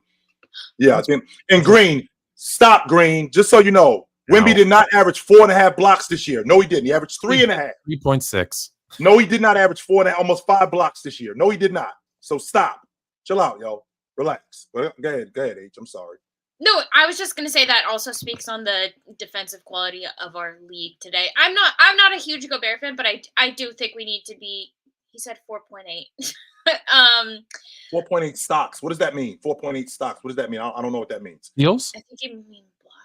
Oh, yeah. What do you mean? Stocks. Is that blocks? I don't know what that means. Blocks and steals. Stocks. I'm guessing. I have no idea. That makes sense. Probably some betting. Blocks and steals. Betting slang, but where do we who just asked Babaji or Ori asked, where do we talk about Gobert? Gobert is not up there with that. Don't. Just so you know, Dennis Rodman won Defensive Player of the Year. He didn't lead the league in blocks or steals ever. He never did that. 4.8. I just looked at 4.8 is because he has 1.2 steals and 3.6 blocks. So 4.8 blocks. So which is a made up stat, by the way. Which is a made up stat. Fine. But with that being said, 3 times Dennis Rodman led the league in steals and blocks. These how many? I think these are.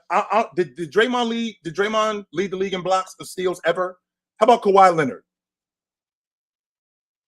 Not Kawhi. I don't know. So I mean, okay, sure. The Defensive Player of the Year is not just the best, not just having the best defensive year. How do you affect your unit? That's the question. How do you affect your unit? They're the 23rd ranked defense in the league with him on the floor. What do they look like with him off the floor? And by the way, the year Rudy won Defensive Player of the Year, I think it was, I want to say 18, 19 on. I think they were bottom 4 in the league with him off the floor. Something like that. Yeah. I think it was something like that. But we're gonna put Gobert in a category with Ben Wallace and Dikembe Mutombo as a 4-time Defensive Player of the Year. Not his fault though, because that's the era he's playing in. Nobody plays defense. And you bench him in the last 2 minutes of the game because he's a liability. That hasn't been going on as of late, Tone. That has not. No, I know not. That has not been going on lately. No, he's actually been much better. Has happened, right? Yeah, I just think it happened in years past. Guess what? Then 4 depoys. Guess what? Puts him into the damn Hall of Fame. Like, come on, man. Well, wait a minute though, Tone. We're also talking about Ben Wallace, who, if I'm not mistaken, is the worst free throw shooter in NBA history. It's not the worst. And if he's not the worst, Tone, if he's not the worst, he's right next to Andre Drummond. If I'm not mistaken, he either has the worst free throw percentage in NBA history in the playoffs. Minimum of so many attempts. Yeah, I think he has the worst free throw percentage in NBA history in the playoffs. Ben Wallace does. So I can put that out there. Yeah, but I struggle with the Gobert, but I think I don't hold it against him. It's not his fault. He's playing in an era with no defense. It's with a minimum. It's with a minimum of 1,200 attempts. But the conversations that are going to the Gobert lovers, which I don't know many, if they're out there, they're out there, but. Yeah, I know, Jay, but yeah, that's going to be, we're going to have to keep that narrative correct because people are going to look at those 4 and go off the rails. So, okay, any other, oh wait, hold on. We have a couple more of these and then I'll toss a link in the chat. These are super chats, which we appreciate and love. Yes. Thank you very much. Thank you guys. Very much. Yes, sir. Another one. Smokey, with the 9. What's up, Smokey? Fluent Chill. You know my flight to Austin. You know my flight to Austin. Before you read the question, there's like all these movies, right? Like you can watch, and there were some new releases. You know, Equalizer 3, blah blah blah. You did not, Tone. No, you didn't. Friday, I had to watch it again. And I know it word for word. I've watched it so much. So I'm on the plane, same lines. I'm like laughing out loud. People are like looking at me funny. Oh my god! Bye, Felicia. It's such a good movie. Bye, Felicia. I'm sorry, H. Yeah, sorry. Hosted by Haley, the show has always been elite. Channel taking off, and I like the soccer coverage too. I just don't speak Spanish. Well, that's a good way to learn. Smokey, I got you because I don't know if you know that you can click this on, but I'm going to click it so it's automatic. Closed captions. Yeah. So because that show that I'm talking about, Palco 503, just so you know, this dude brings on every single day someone from ESPN, from ESPN Deportes, from Universal, from all these like high, like anyone who speaks Spanish. I don't know how he knows all these people, but he's bringing in top-rated ESPN and other sports networks, people from around the world. They talk F1, they talk soccer. And I put the closed caption on because I'm like, one day he had the guy from I forget, it was either the Cleveland Cavaliers, I think it was the Cleveland Cavaliers, had their like their number one, their like inside reporter there. And I'm like, oh, I'm watching that. And I'm like, it's in Spanish. Damn it. I clicked it. I was like, oh, okay. It's good because you could watch it on mute and just read along. But anyways, so there you go. What was the question? Or is he just saying okay, he's happy? That's all. Thanks, Smokey. Oh, $9.99. Okay, moving on. Mello Williams with a $5 super chat. You've got me. Jamal Murray hasn't been on a heater yet. We still lost.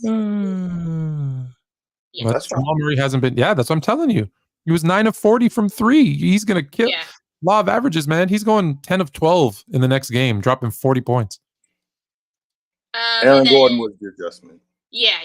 Was the adjustment he made on. But if I'm not mistaken, Mello, if I'm not mistaken, was Joker covering that adjustment that you talked about with Aaron Gordon because they tried to slow down the pick and roll with James and Anthony Davis?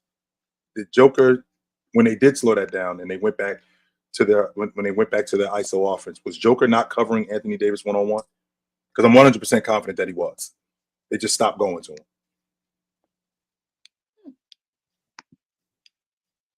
Interesting. 100% confident that was going on. So give Jokic some of that credit too. Mm-hmm.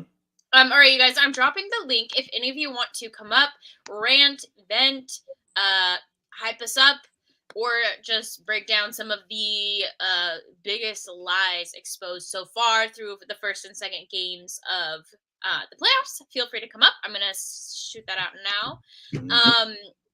And then what do you have what's your top lie? The Lakers are moving past the first round. Jay, what's your biggest lie? That Minnesota can't win an NBA championship. Yes, they can. I've done already picked them to make the finals. Yeah, I've been riding with them all the way. I'm rolling with them. You know why I'm rolling with them? Because my biggest lie, there's two. Number one in the West is that KD is a superstar that can lead his team past them. He cannot. And the next biggest lie is that the Bucks we're gonna sweep through the Pacers, and that one game wasn't Dame just getting hot in the first half and doing nothing. He scored 3 points in the second half. His playoffs are done. That was wait a minute, Tone. Okay, not only that, Tone, but stop right there. Okay, I scored 35 in the first half, and we were up 30. I should have the rest of the night off. We're just diminishing 35 points. I should have the rest of the night off. You guys can take it from here, Tone. It's the playoffs. Stay hot. Go for 60. You guys can take it from here, Tone. Okay. Because AD is going to get that criticism, so that actually is fair. Going to happen, right? Oh, they're better without Giannis. Oh, that's coming. That's coming. Which is not true. Fools. They're all fools. Which is not true. Lie.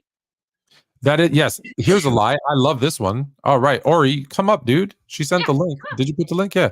But Durant is the best player in the Wolves Sun series. He is not factual.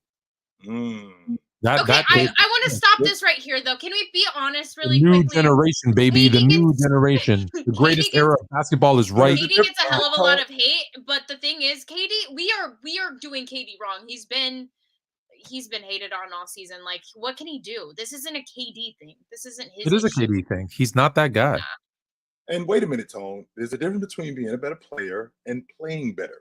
Is Anthony Edwards a better player than Kevin Durant right now? Yes. Would you take Anthony Edwards over? Are you taking Anthony Edwards over Kevin Durant today? In a heartbeat. So Anthony Edwards is a top 10 player right now in the NBA. Yes, and Kevin Durant is not. Wasn't it true that KD hasn't made it past the second round since he left Golden State? No, that's a fact. The last time he was in the second round was with Milwaukee in 21. In Brooklyn in 21. KD gets a bunch of love for making a run with a superstar team in Oklahoma City and then with a star-studded team in Golden State. Other than that, come on. Yeah. He's Dominique Wilkins with a jump shot. Get out of here. And less athletic. We lost Joe. Mr. Fernandez, how are you? Yeah, and you're on mute. FYI. Can you hear me? Hello? Now we can hear you. What's up? Pretty good. How y'all doing? We're good. What's your question? What team are you coming at us with today? Joe's a Celtic fan. He's an avid Celtic fan. He loves the Celtics. Those are his guys. He's a Celtic guy. All right. What do you got for us? Oh, I was going to talk about Orlando. I thought Orlando was going to be like so much better. I thought they were going to be so much better. I thought they look so undisciplined out there. They look like they have absolutely no idea what they're doing. I thought they were going to go on a run. Because they don't, Joe. They don't have any idea what they're doing. That's why. Because they're kids and they've never been to the playoffs, just like Cleveland last year looked overmatched when they played against the Knicks. That's exactly what's going on with this Orlando team. They're getting beat up on the front line. Their offense is not better than Cleveland's defense. Their defense is not better than Cleveland's offense. Their rotations aren't as good. I think that Mosley is a damn good coach, but he's getting out coached by JB Bickerstaff, and I think this series ends in 5 games. What I love about myself. So you myself, think they get gentleman sweat? Yeah. What I love about myself, and if I say your name wrong, Joa, is it Joa? What I love about myself is I can admit when I'm wrong, and I really thought Orlando, like you, I thought Orlando was going to come in and just be like they didn't know any better, and they're just going to play and surprise Cleveland because Cleveland has holes. And what I saw in the first game was nope, Cleveland is back to that kind of team that we loved, that was working hard, playing hard, and Orlando looks lost. So they're going to have to turn it around quick. But if they realize, oops, this is harder than we thought, they're in trouble. You're right. It might be 5. I don't think they have the personnel, Tone. I think that's the main issue. Because when I look at Donovan Mitchell looks super sharp in this series. He's completely taking advantage of Jalen Suggs. And Suggs now? Is he out for? I didn't hear. Is he out for the series? I don't think he's out for the series, but he messed his ankle up. I do know that. Yeah. He did mess his ankle up. Assumed he did mess his ankle up. Jay, is there a team that ever won a championship in their first year in the playoffs? That's past the 70s. Yeah, on their first year in the playoffs. Yeah, so like ever that I can think of. No, that's what I'm saying. Like, why do we expect Orlando to come in and do well? Like, what did we expect for just because of the matchup? Because of the specific matchup. OKC's young. Yeah, but they exactly like nobody thinks OKC's winning the chip. That's what I'm but saying. But OKC's also playing another young team, whereas Cleveland kind of went through their lumps last year and got surprised, right? And they got outplayed. And so now they know what to expect. I thought Orlando was going to play well, one, because I like the makeup of their team, and I thought they'd come in with just enough inexperience to be like not realizing that they're not supposed to win. But it didn't look like that. It still could turn around. It could still turn around. But. So true. I didn't think they were going to be a first round exit. I thought they might make it to a second round, and then lose in the second round. But I didn't think they were first round exit. I think you were looking at what the Knicks did to Cleveland last year, and that was probably going to translate to this year. And no, that's not the case. What you see last year and what you see this year with this Cleveland, that's a different unit mentally. And that's the difference is mentally. Mentally, we're a different unit, not just physically. Jared Allen, Evan Mobley, you saw us get beat up. You saw us get pushed around last year. We got pushed around by the Knicks. We definitely ain't getting pushed around by these dudes. Hell no. That's not happening. The reason I thought also, Haley, is so the lights were too bright last season. Well, Jared Allen said that. That's not news. Jared Allen said that. The lights were too bright. 4 or 5 matchups usually are close, and they literally were 1 win apart in the season. So that's why I thought Orlando had. And I'm not saying they don't have a chance. They just don't look like they have a chance. And I think they did that on purpose too, Tom, because I think that they like that matchup with Orlando better than they did with maybe the Knicks. Yeah. Or somebody like that. I think they did that because last year. Of course. Yeah, I don't blame them. Let's be honest, and a lot of people won't admit this because everybody is so tough and nobody ducks smoke. Yes, they do. Yes, they do. Yes, that's why I applaud the Lakers. Like, you are taking on last season's champs in the first round. Like, this could be better than the Western Conference Finals. Like, this series is fantastic, and you could be done. They could have ducked. They could have lost a game on purpose, and they didn't. So, honestly, they should have. They could have ended up playing Denver. Yes. I don't think that they wanted to lose on purpose, Tom, but more like if they would have lost, it wouldn't have been like, damn, we lost, man. No, it would have been like, you're gonna have to see him eventually, probably. So I get it out of the way, I guess. It would just look better. But Chill, do you still think the Lakers are gonna? Do you still think the Lakers can get a game off, or do you now think they're gonna get swept? I think they're gonna get swept. To be honest with you, I do. I'm going off hypotheticals. Maybe I'm just looking. I'm not looking past game 3. I'm just sticking with game 3. That's all I'm sticking with right now. I'm sticking with game 3. And wait. Oh, sorry. I'm just sticking with game 3. But the effort that I saw yesterday and the effort that I saw in game 1, the adjustments that I saw, not only the adjustments that I saw, the ability to close the game when we get late in the game. Because that's the difference. They've been hanging with Denver the whole game. The problem is when we get into the meat and potatoes of the game, they fall apart. Yeah, that's where it goes to pieces. That game could have went either way last night. I mean, to be up, like someone said, to be up 10, to be up 20. And don't get me wrong, I understand that leads are very hard to hold in the NBA because how fast the game is and how prevalent the 3-ball is. But we have to be able to score. We have to be able to. There's a reason why we got up 20. We got up 20 not just because we made a run. We got up 20 because we were doing something right. And we have to get back to that. And I don't think that the Lakers did that last night. I think that's the difference. Well, and Denver just seamlessly they play. Well, so Chill, well you together. saw they gave. Go ahead. I'm bringing up Ori too. Oh, sorry. That's okay. Hey, Ori, quick question for you, man. Hey. How come in the chat your name is spelled ORRIE and here it's ORRY? I like consistency. My OCD's kicking in. You better fix that, okay? Yeah. Tone can't handle it. Yeah. Wait, is this 3 Celtics fans up here now? No, he's not. I'm not a Celtic fan. I'm a JT guy. Let's get to the bottom of that. I didn't know Let's you. get to the bottom of that. Wait, But I in didn't your know. heart, Chill, who are you riding with? Chill, would it be a bad thing? Would it be a bad thing though, Chill? You being a C's fan? You're talking about the greatest organization in NBA history. What's bad? No, that'd be the Lakers. Wait, how are you a Celtic fan? That'd be the Celtics, Mr. Fluent. No, it'd be the Lakers. It'd be the Lakers. So why does that make you feel? Why does that? Especially in my I think it'd be the called a C's. Celtics fan. The reason why is because now I have an allegiance to a crew, and I don't have an allegiance to a crew. Like I'm not married to the Celtics. But if I'm a your JT guy is guy. on that crew, you're gonna root for that crew over another crew. Now I'm rooting for my guy to do well on that crew. I am doing that. Yeah, I am doing that. 100%. I am. So that's the difference. That's the difference. All right, you guys. Ori, what do you got for us? Any specific team? Well, I'm a diehard Celtics guy, but I had to hop in real quick. The Ori thing, I made that Google account a long time ago and was trying to, it's fine. When you got a name like Ori, everybody knows who you are. So yeah, pseudonyms, life, nonetheless. Yeah. But just put an H in front of it, and you'll win a ring. My actually back in high school, they used to call me Robert Ori Burse. Had nothing to do with the winning, but he won with the Lakers. He didn't win with the Celtics, so did he? Yeah. So I was curious. You guys were talking about this Lakers stuff, the Denver stuff, the truth, the lies. What about the?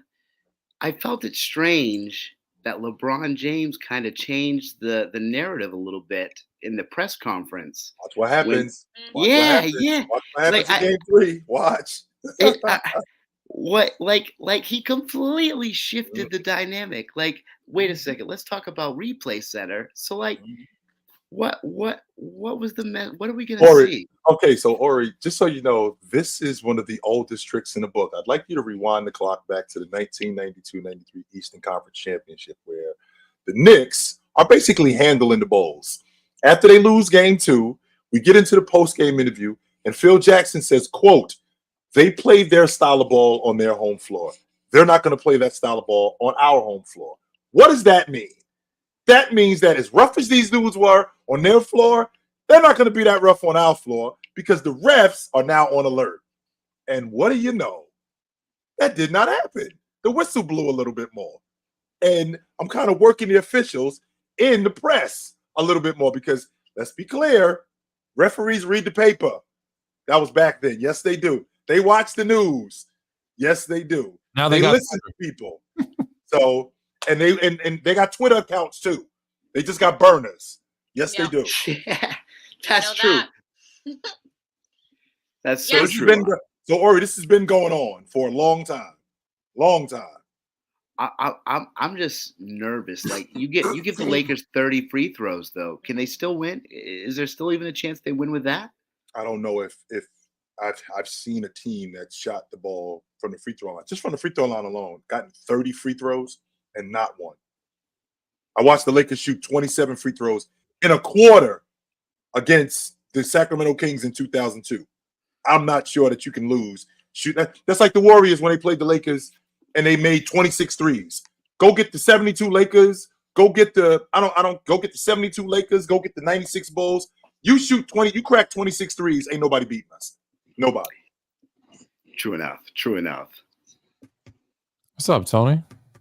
What's up? Hey, I just want to talk about earlier. You guys were making that comment about like how women they only want like top shelf things and they won't go to Cheesecake Factory and all that. Yes. So actually, Factory, Drizzle, you can take the Cheesecake Factory anytime. I love it too. But I want to tell you actually, and I put it down there. If you guys want to go to my TikTok, I actually ran a math equation on why that is. If you'd like to know the formula and the stats of why they choose those things. You're not kidding. No, I'm not kidding. I can run a math equation on anything. Can you give us a brief summary of the equation or how you came to it? Well, so what you got to do is you got to. Well, there's a whole bunch of factors. So it's a long board. I'm sorry. I'm holding. Shutting the door on Phoenix. Shutting the door on these dudes. I love it, Tone. Shutting the door on these dudes. Great defense. I'm sorry for interrupting you, Tone. Go ahead. No, that's okay. That's a real. It's a real equation for those that don't. Okay. So that's what I'm saying. So, anyways, if you want to know basically the reason why is it's mostly it's centered in ego. That is the biggest probability. It's their ego. So that is the concise one. But if you'd like more stats, they're on there or whatever. That's what I just hopped on to tell you guys. So if you guys want to know, anything you want an equation on, let me know. I got you. Shouldn't you be getting ready to interview Xavier McDaniel? I am ready. I'm way ready. Okay. I'll put it this way. I'll be saying things you didn't even know I'll be saying things you didn't even know existed. Are you? I'm trying to tell you how prepped I am. Are you gonna ask him? Are you gonna ask him about that photo I keep seeing, where he's choking out my boy on the Lakers, and everyone has put Jordan's face on it? Oh no, not that one. I've seen that. I want to ask him something. I don't think you guys will get the reference, but I can tell you what my main question wants to be. I really want to ask him if people go around yelling at him, "Steve, don't come." I really want to ask him that. That's what I really want to ask him if people yell that at him. Hey, Tone, real quick. Save that till if you could run down real quick, because I remember you telling me this a while ago when I first met you. Bryant, I believe you told me about Bryant's record in the playoffs. Not just his record. Can you run that down for me one more time about Bryant's record? I don't know. I said so many things, but I think really the stat you were looking at, and I forget the exact number. I remember Kobe's exact stats, but it's like when they get eliminated from the playoffs, it's something like Jordan loses by an average of 10 points, LeBron loses by an average of 11 points, and Kobe loses by an average of 19 points. So he's getting smoked in elimination games. He's getting smoked. Yeah. Well, not necessarily elimination games, but the games they actually get eliminated in, it's not very close. Right. So they might be. Okay. So I mean, I don't know how you want to quantify that. I'll have to think of a sentence to quantify that. But games you actually get eliminated in, I think maybe that's the number you were looking at. Because I don't really hear a whole lot of people bring that up. Right. That's a good stat. Yeah, it is. Did you hear that? I got it. Especially for Jay. Go. Getting stomped in the elimination game. I was going to ask you a question before, Jay. Not for me, but for the LeBron haters in the world. If the Lakers get swept in the first round, I don't care how old he is. Second year in a row, by the way, too, by the same team. Hey! I got a question for you. Have you guys 3 playoff losses to the same team? That's more than 6. Hey, have you guys talked about the Jokic brothers and what's going on there? Oh no, we haven't. Did you guys hear about the brother punching a fan? Which honestly, that guy took it like a champ. Did you see him like just bounce? What the fan do? The fan ate that punch like nothing. What the fan I do? gotta go. I gotta get prepped. So I'm out, y'all. Yeah. See you later, y'all. Okay, first and foremost, let's get to the bottom of something. Understand, Joker is from Serbia. Yep. I don't know if you know that. That's Chicago. Okay, that's Los Angeles. Joker is not from Beverly Hills. No, he is not. Okay, remember when he got into that nonsense with the Morris brothers? His brother both his brothers flew to Miami to the game just in case some nonsense jumped off. They were there. Just to make it clear, we were all of that smoke y'all talk about, we with that too. So Joker's brothers are not, these dudes are not just with the talk. No, they for real with the drama. Yes, they are. But so they're about that? Yes, I don't know. Oh yeah, I don't know what happened. I don't know what happened to start it all, but you do have to, I hate this stuff with these fights in the stands and stuff. It's for sure it's something stupid and petty and childish. But I will say this, that dude looks like he's the Jokic brother there that swung. It's a big dude, and that dude he looked like Ivan Drago taking a punch from Apollo Creed. It was like nothing. Bam. Okay, so what? So that's not a good sign. If you want to be a tough guy and you punch someone and you got the upper hand and you like really just sucker punch them and they don't even move, that's not a good sign. Just saying. They were in the wrong though. Okay, Haley, you know the answer. What happened or no? Oh, you don't know. Okay. I do know. I mean, I can explain it if you want. Yeah, please. Sure. Yeah. Okay. That's what we're here for. I called you up and told you, I'm sure. So essentially yeah, like you said, Fluent, I don't know what happened prior, but they were basically heckling. The brother was sitting right behind. Both of them were with Jokic's wife and family. And then he went right over them, punched the guy. The guy took it, and then they kept fighting until like the wives and stuff tried to pull them off. But my question, do you guys think will the brother be banned? Well, if it was anybody else, he would be, right? So yes, he should be banned. Yes, absolutely. But will he be? That sounds like something. I'm not gonna lie. That sounds like something Thanasis would do. Like that sounds like something like Thanasis would do. It really does. Like that really sounds like something he would do. Now, these dudes are different. They're like 7 foot, like I don't know, 350 pounds. They're massive. I don't know. First of all, Thanasis is harmless. He's harmless. I love Thanasis. Do you think Thanasis is going to go into the Hall of Fame with Giannis, or will Giannis not? Will he say no? Will he say no? I'm not going in unless you send my brother in with me. For sure, that's the GOAT player. Fluent. Thanasis is the GOAT. He's at the very least going to be at that enshrinement speech. You know. What's up, Jay? What's up, Jay? You think that's ridiculous? He's the GOAT. Thanasis is the GOAT. He already told Adidas like you can keep that 25 or that 50 million unless you sign my brother. He already did that. He already did that. So Giannis, να σε πω κάτι στα ελληνικά, μπράβο σου. Έτσι πρέπει yes, absolutely. Yes. You speak Greek? No, not only does he speak Greek, Joe, he's Greek. What are you talking about? You didn't know that? He is Greek? Yeah, oh, wow. That's what I'm telling Giannis. I got a question for you, though. Giannis watches, so there you go. Mm-hmm. Absolutely. You got a question for me? Yeah, like why is it that you think the Lakers are the greatest organization? Well, they are. Because they are. They are, though, Joe. Yeah. Where did most of the top 10 best players come from? LA. Yeah, they got. So it's strictly off the players, then. No. Celtics fan and Lakers have a pretty compelling argument.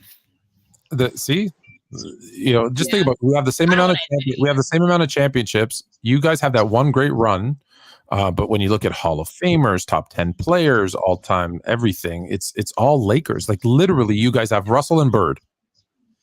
Yeah, I mean, you get rid of the 60s, and that's your list. That's the list. Yeah.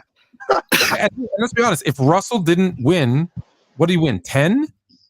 11? How many damn? He won 11? That's 11. That's 2/3 of your rings. Yeah. Look at after that. The space is 86. Well, the thing about it, Fluent, like the Celtics are one of two organizations. Oh. 4 since 1970? 4 since 1970? Mm-hmm. Like you've been irrelevant for the last 4 decades. Well, Fluent, the thing about it is the Celtics are one of two organizations in NBA history to essentially dominate a whole decade. Us and the Bulls. That's the thing. We own the 60s. And just like the Bulls own the 90s. Like we're one of only two organizations to have done that. And the Lakers what does that mean? Absolutely. The Lakers won 3 straight in 2000, but also lost to San Antonio a good portion as well. They also won it back years in 2008, 2009 and 2010. They did it. So they won 5 of them in that decade. So that's 5 and 10 years. We own the 2000s. They also dominate the 80s too. The 80s. We own the 80s. We own the 40s. We were the first three-peat ever. The only franchise to three-peat 3 times. Hey, that's Minneapolis. Come on now. It's still the Lakers. It's still the Lakers. Yeah. I can't give you all of them. Come on. Absolutely all of them. And don't leave out like they won championships and they won 5 championships in the 80s. But remember, they won the NBA Finals 9 times in 12 years. 9 times. Well, think about that. You got appearances in the 70s, the 80s. We got the 2000s. The late 2000s. I mean, it's dominance. Very clear. It's very clear. It's consistent dominance. If it wasn't for HIV, the 90s would have been the Lakers' year too, because it was Magic wasn't. Everyone thinks he was old. He was not old, dude. He was the runner-up in the MVP race in '91. He was 31 years old. The year that they played the Bulls in the finals, he was 31. That was it. Alden Campbell was coming around. Vladi. Look, for those days, Vladi was one of the losing Magic to a monkey wrench and everything. It's just people forget. Now, would we have ended up getting Shaq and Kobe? They only missed each other by a hair, if you remember. I don't know, man. If you would have had Magic and Kobe and Shaq, Bird was over by the 90s at that point. Bird was over, so we couldn't have. Yeah, but Bird. I'm sorry, the Celtics. I'm sorry, the Celtics. I meant the Celtics. Sorry. I'm sorry, Bird. Yeah. Wow, Bird. Bird was over by the 90s. I'll give some defense. We'll give some. I'll give the Celtics this bit of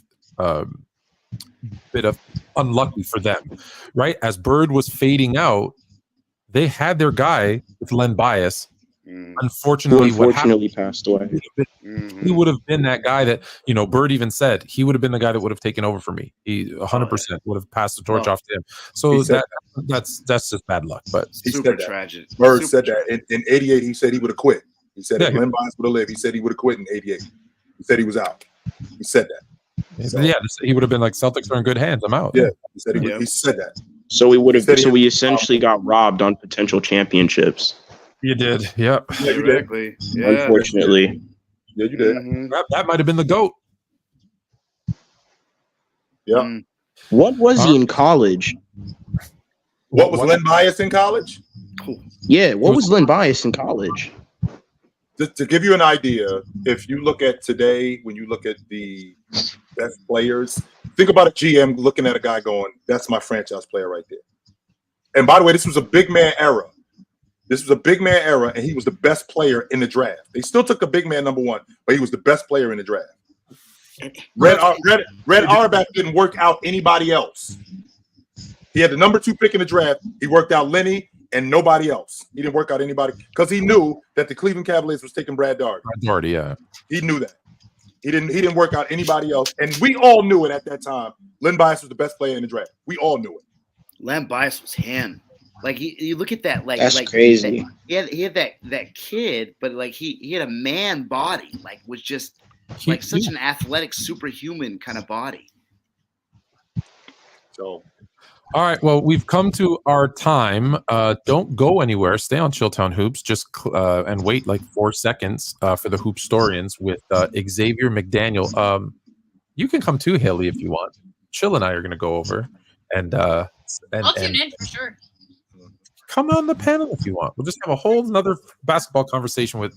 No, we don't want overwhelm. Everybody, everybody. Come on. No, we don't want to do that. Yeah, he concerts a whole crowd of people. You gotta have fun with the X, man. Don't overwhelm the X. Yeah. We don't want to do that. No, we got company. We ain't gonna call all the family members over. Yo, X-Man over the house. Come over. Right. Yeah.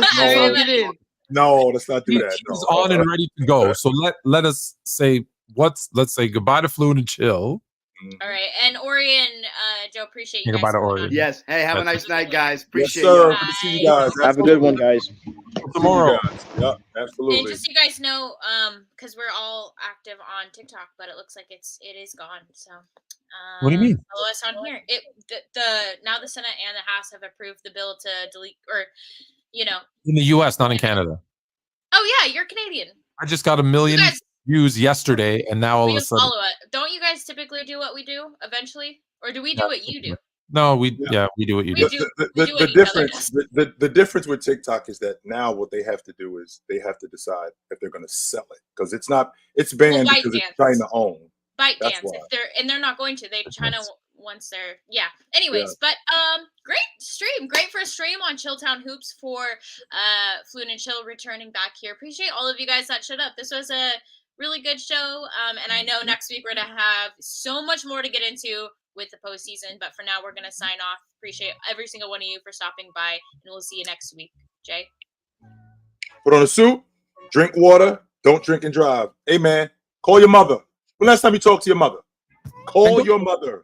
Go to Playback and sign up for Hoops. Yes, do